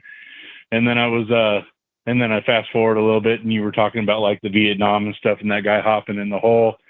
I just thought I'd share a little story, man. I worked for Costco forever, and I used to talk to some just different veterans. And one guy I talked to pretty regular, man, he had some pretty serious stories from Vietnam because he was a flamethrower, and he's like, I just can't get the screams out of my head from those guys. And I was like, man, war's a bitch, isn't it? Yeah. I was like, I couldn't imagine what those guys went through. Oh man, crazy, absolutely crazy. Yeah, dude. Yeah, it was nuts, man. He's like, you don't forget those screams. He's like, I hear him in my sleep. Wow, that's wild. Yeah, it's crazy, dude. Yeah, it is wild. But yeah, that was pretty much it, man. I love your content, and I was just gonna call and just drop in a couple of things, man. I called a few weeks ago because you were talking about the home prices over here, so we talked a few times. But yeah, bro, I appreciate everything, man. I hope you have a Merry Christmas, and yeah, shout out to all the other callers. Thanks for the call, man. Appreciate it. Merry Christmas to you. Thanks, buddy. All right, shout out to the caller. Great call. Yeah, man, that's got to be a rough job to have, operating a flamethrower, people getting burnt up like that. That's got to be pretty rough. But shout out to you guys for being here in the call tonight. You guys are the best audience anywhere on these interwebs. If you like what you're hearing so far, please give the video a thumbs up, like the video, share the video, do all that good stuff. That will help me out tremendously. Yeah, man, like some of these stories you hear from people that have been in war is pretty rough. Let's keep on rocking. All right, Tariq, what's happening? Hey, man, what's going on, man? It's crazy how people are upset at Texas, especially that Chicago mayor at Texas of busing illegal immigrants to different states. Because the thing is, man, the federal government under the Biden administration, they're not going to do anything, man. And it's unfair that Texas has to handle an influx of I'm hearing sometimes illegal immigrants are coming in 12,000 a day. And Texas has to be burdened with that. That is ridiculous. And then, the federal government is not doing anything. I don't know if you watched that Elon Musk when he visited the border, but we're not even deporting these people, man. These people are coming in and staying in this country. And it's, to be honest, Trump is right. It is the dumbest immigration system ever, because we have an immigration system that incentivizes illegal immigrants. Because the moment they come in here, these little NGOs, these little liberal organizations, they already got attorneys talking to them, helping them out in different languages to keep them in the country.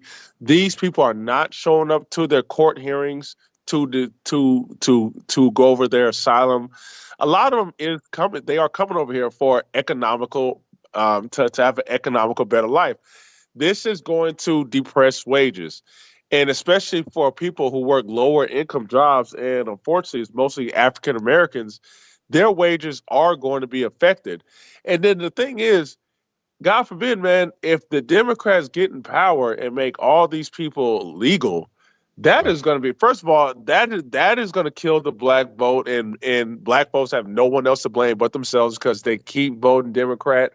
It seems like our race has to learn the hard way. They have to be overwhelmed by illegal immigrants. They got to be overwhelmed by drugs, crime, and violence before they finally wake up and say, dang, maybe I should change my voting habit. Dang, maybe I should actually listen to who I support, who I'm voting for before casting my vote. But when that happens, man, the black vote is done.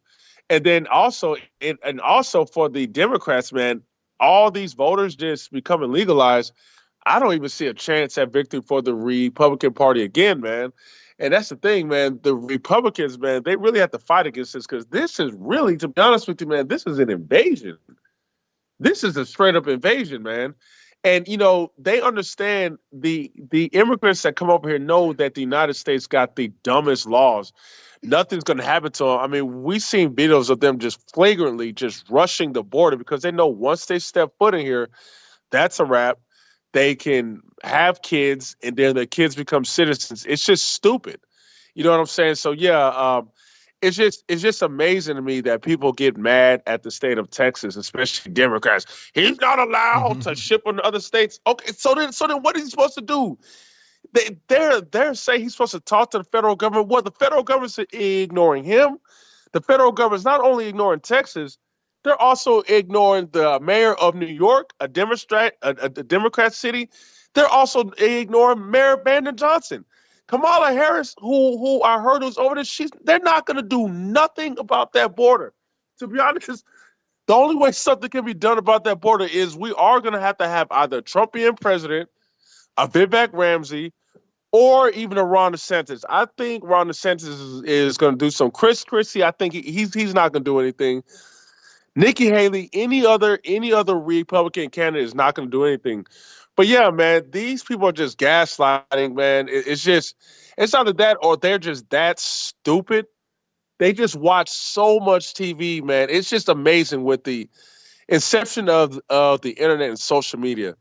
The fact that people are still watching the mainstream media, getting all of their news and information and doing no research just show how dumbed down many Americans are. And man, I hate to say it, man, but some of this old school generation, I mean, I hate to say it, but that's all they know, man.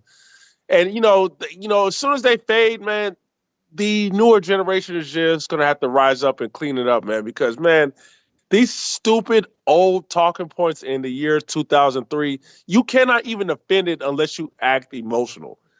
You have to defend it with emotional arguments and ad hominem attacks, man. And yeah, man, that's pretty much all I want to say, man. Thanks for the call, man. Appreciate you. All right, take care. All right, shout out to you guys for joining in. Let's get to some more here. 504 online. Who am I speaking to? Hey, ABL, it's Alien Spaceship. All right, man, what's going on? All right, I want to say Merry Christmas to you and your family and friends. Thank you for that, man. Merry Christmas to you. All right, thanks. All right, so great callers. I like the topics. And yeah, I will say about what Ivan was saying about the immigration. Yeah, in my opinion, he doesn't seem to understand the situation. And I hope that one day he could have his eyes opened to it. And he did an excellent job, trying to tell him about what's going on. And all these people that are coming in, like you said, it's like the modern day slavery that would be used in that type of situation. And they're bringing all these people in. And when America, like I was saying in chat, is already having a problem with all the inflation, people can't pay their rent, people are becoming homeless and stuff. So if they can't help their own people and veterans, this is going to cause an even bigger load. And I think it's just going to continue to lead with nothing but trouble. Exactly. I agree with you 100%. Right. Because it's like these people they're being lied to. And I know we know who's doing it, but I wonder, like, specifically these little groups or whatever, must have propaganda over there, like you said, the ads, or if they have some immigration places over there that are telling them to go over here. And they're coming here, and they're seeing that the weather's cold. It's not what they thought it was, and it really is a giant mess. They're probably being told by people that are in the country to go to certain places. It's probably a collaborative effort between whoever is sending them in their country of origin and people here, and it's happening under the government's nose, or maybe they know what's happening and turning a blind eye. Right. And Rulia was telling me, like in Honduras, they were about the situation over there, that they had these immigration stations, that I call them that, and they were telling the people like to come through here and stuff. And so she was explaining that to me, how it works down in like South America. And so I have an idea of what's going on. And basically, I think I do agree that with some of Black people, they need to learn the hard way with the certain conditions they may go through, and with their jobs being taken away, and also with the woke policies and things like that. I think that will start to wake more people up. I saw it in like 2016, and I think it's going to only continue. And it would be good for those people to wake up and smell the roses. Yeah, it definitely would be, for sure. Right. And also, like with the Pope, I'm related to people that are Protestant and Catholic, like both of them. And yes, so the Pope is supposed to be a successor of Peter, and there's a Council of Nicaea. There's these different, things that like eventually succeeded what we have now. What's different? There's Orthodox, Catholic, and different things. But this doesn't mean, in my opinion, the Pope should do whatever he wants and amend things like what basic Christianity says not to do. And so I think people can be flawed, and I think that is a flaw, and that's something I don't agree with the Catholic faith about. Yeah, that makes sense. Right. Like a figurehead or something that's supposed to just follow what the religion teaches. That's why I do like the Bible-based Christianity, and that they follow what Jesus and the disciples said. And it's like the instruction manual. You can't go wrong with that. So that's something I do appreciate with the Protestants.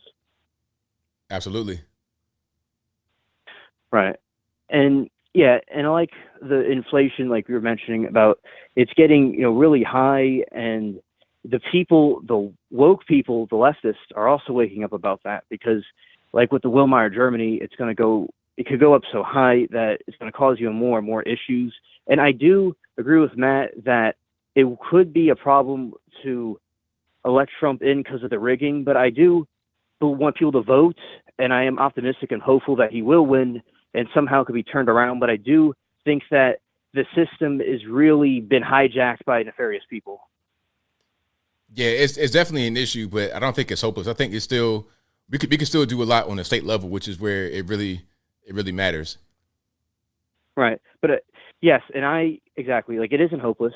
The state and cities, I think that's good, and I do think honestly like Trump would win, but like hopefully this time they won't get away with it, and he could just get back in there and fix everything, because there's a lot to fix. Right on, absolutely.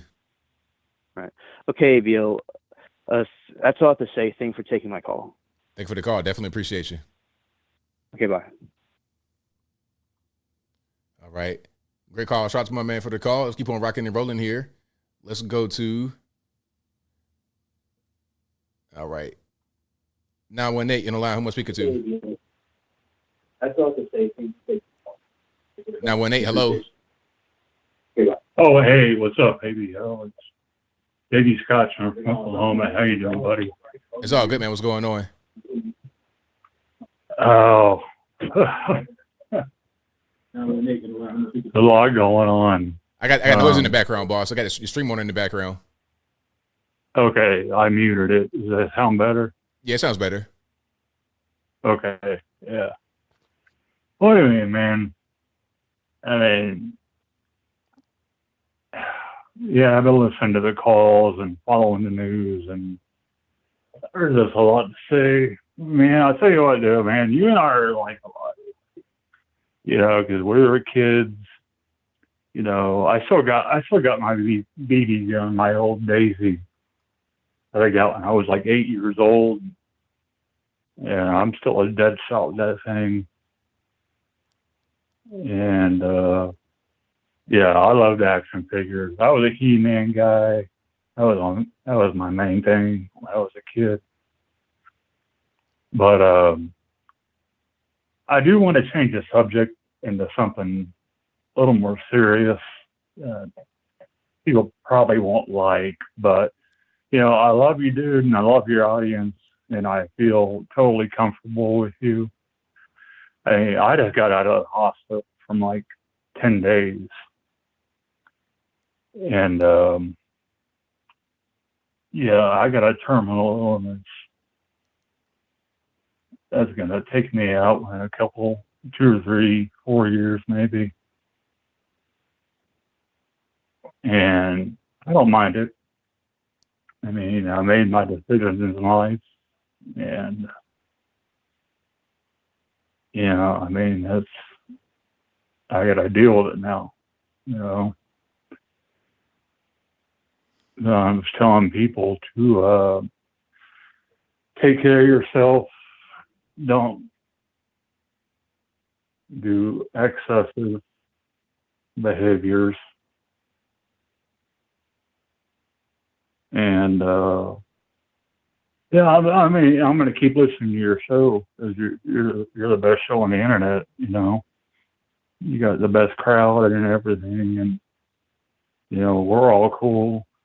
And hey, I just upgraded my computer. I got a new CPU, and new RAM.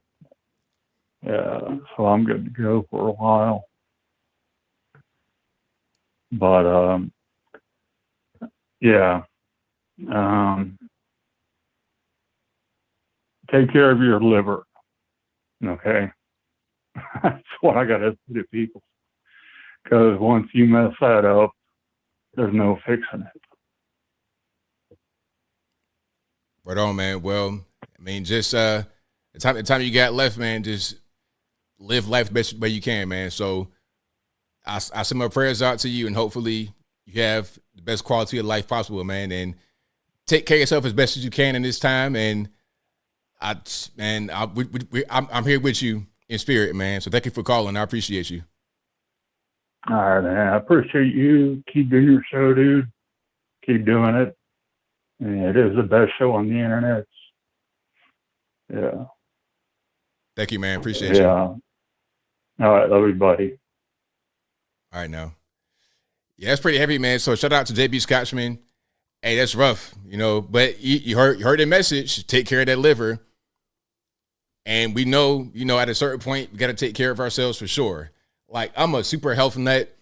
People sometimes they say, why are you, so particular? Because I already know I've seen illnesses in my family. My dad was an alcoholic big time. He died at 61. He had a heart attack, though, on Christmas Day, too, by the way.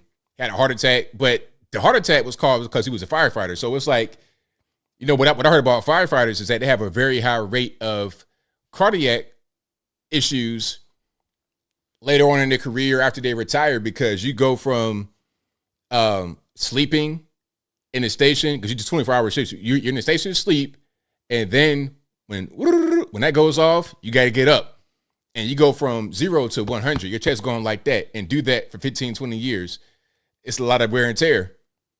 So that's what that was. So definitely take care of yourself. Right here, this is water.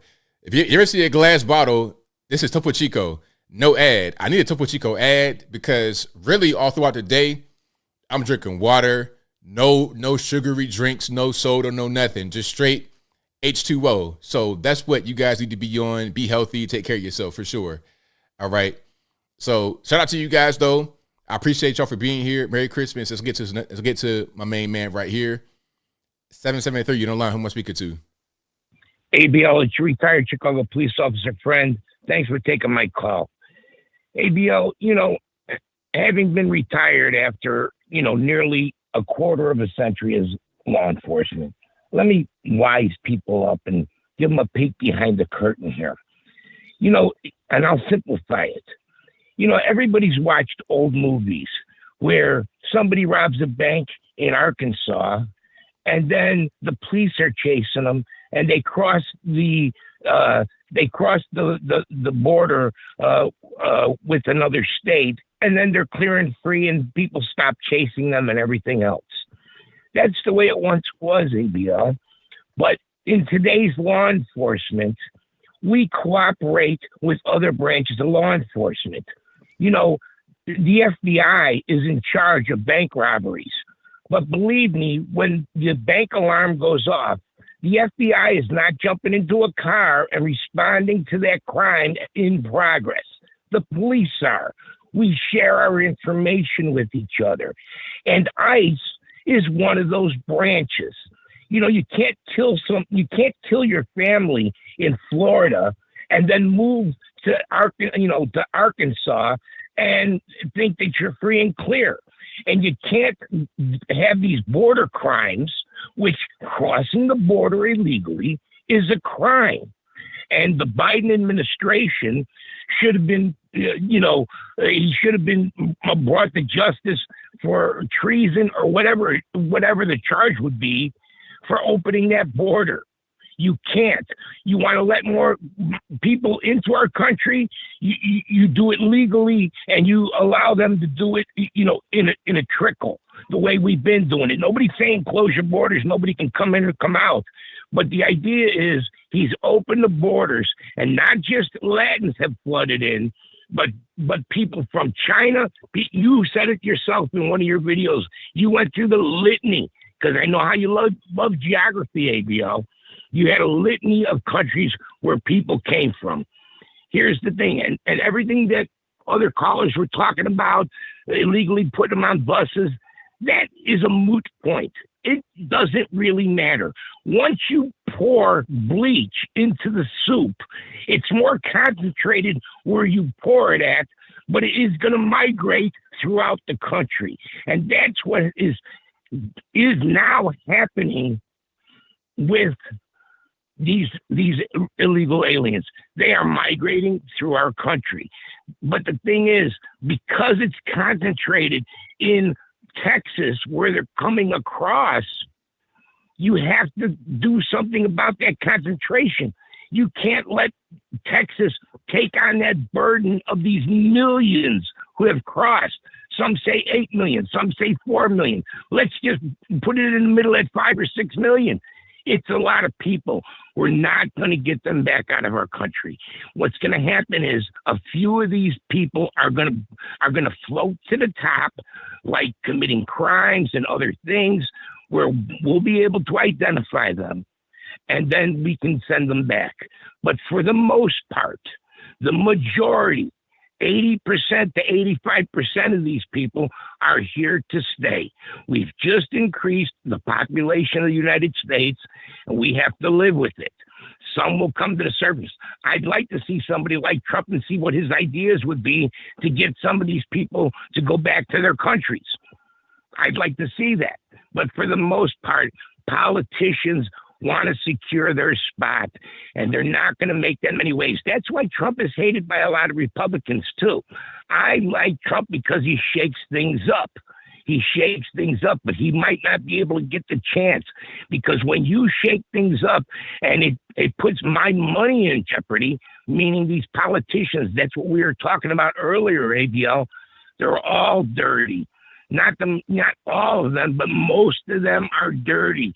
They've gotten their wealth through influence and insider trading and out scams and, very things that would not, even if they're legal, they would not look good to the public.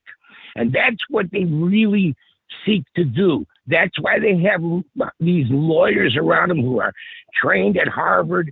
They try to stay within the law, but if you put it out in the public, it would look horrible, because what they've done is they figured out a legal loophole to take bribes. I mean, isn't that what lobbyists are?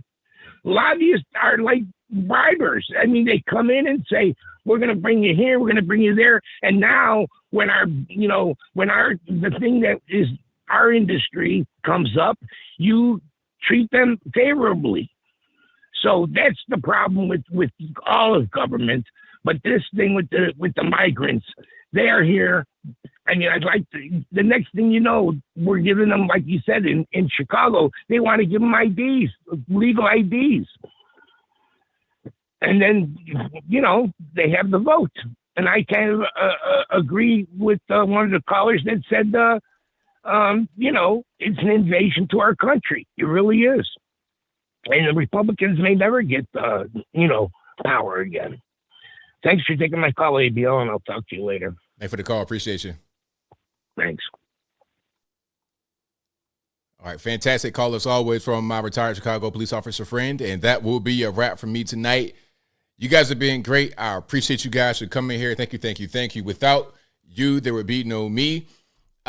This is a podcast you're listening to right now. It'll be available on your favorite audio streaming platforms, whether it be Google Play, Spotify, Apple, iTunes, etc. Link for that will be in the description, or just go to your favorite audio streaming platform and search ABL Live. I should pop right up. But that will be a wrap for me tonight.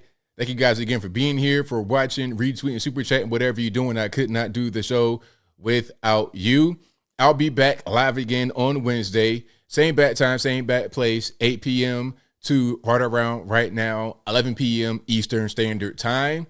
And I got a few more super chats here, and then I'll read those and wrap it on up and put a nice, clean bow on top. Shout out to everybody for watching, retweeting, super chat, and all the mods, keeping the trolls in check. I appreciate y'all. Let's go back to where I was. Shout out to Papa Naya Shelley, who says, I nominate Ivan, the 2023 ABL Live Best Caller of the Year. I also nominate Ivan, the 2023 ABL Live Worst Caller of the Year. Hashtag the Sir Award. Shout out to you. Thank you to Bobcat MIT, who says, how did Ivan get the name Ivan? Just wondering. Also, TZ Burton says, Merry Christmas, ABL in chat. Merry Christmas to you as well. 2024 is going to be a great year. I am excited. White pills for everyone. Right on it. Thank you to Bobcat MIT, who says, Merry Christmas, ABL. This is for all you do for us. See you next year. Right on, man. Thank you for that. And I will see you next year as well. See you again before next year, but definitely into 2024 as well. Thank you to Pineapple Apollodamus. Hopefully I got that right. Who says, a friendly verse, Mark 12:27. He is not God of the dead, but of the living. Thank you for your super chat. Most certainly appreciate you. Thank you to LXDX, who says, the caller needs friends and family to check on him. Right on. Shout out to Brian Henderson, who says, Merry Christmas, ABL, to you and the USA. Right on. Thank you for that. Merry Christmas to you as well. Shout out to 666X, who says, you gifted some memberships. I appreciate that. Thank you to David Ray, who says, go watch It's a Wonderful Life tomorrow. I'll check it out. Never seen it before. I've heard about it a lot. That's like a popular reference. I've not seen it ever, so I'll check it out. Thank you to the Gore 54 Miller, who says, nobody lives forever. Do what you do and do it well, but don't expect anybody to respect what you do. You may find yourself to be disappointed in the end as long as you're happy. Well, thank you for your super chat, and that is your 20th super chat on a live stream. So thank you for making that special occasion be right here on ABL Live, but that'll be a wrap for me. So to all you guys, Merry Christmas and Happy New Year if I don't see you, but I will see you. I'll be doing the show Wednesday of next week and Saturday. Saturday is before New Year's Eve, and Wednesday is just Wednesday. So again, Merry Christmas. Enjoy your holiday. Enjoy your day on tomorrow, Christmas Eve. Well, in a few minutes, depending upon where you are. It's like 11 p.m. here. So in about an hour, Christmas Eve, and then about another day or so, Christmas Day. But until next time, y'all be safe. I'm out, and peace.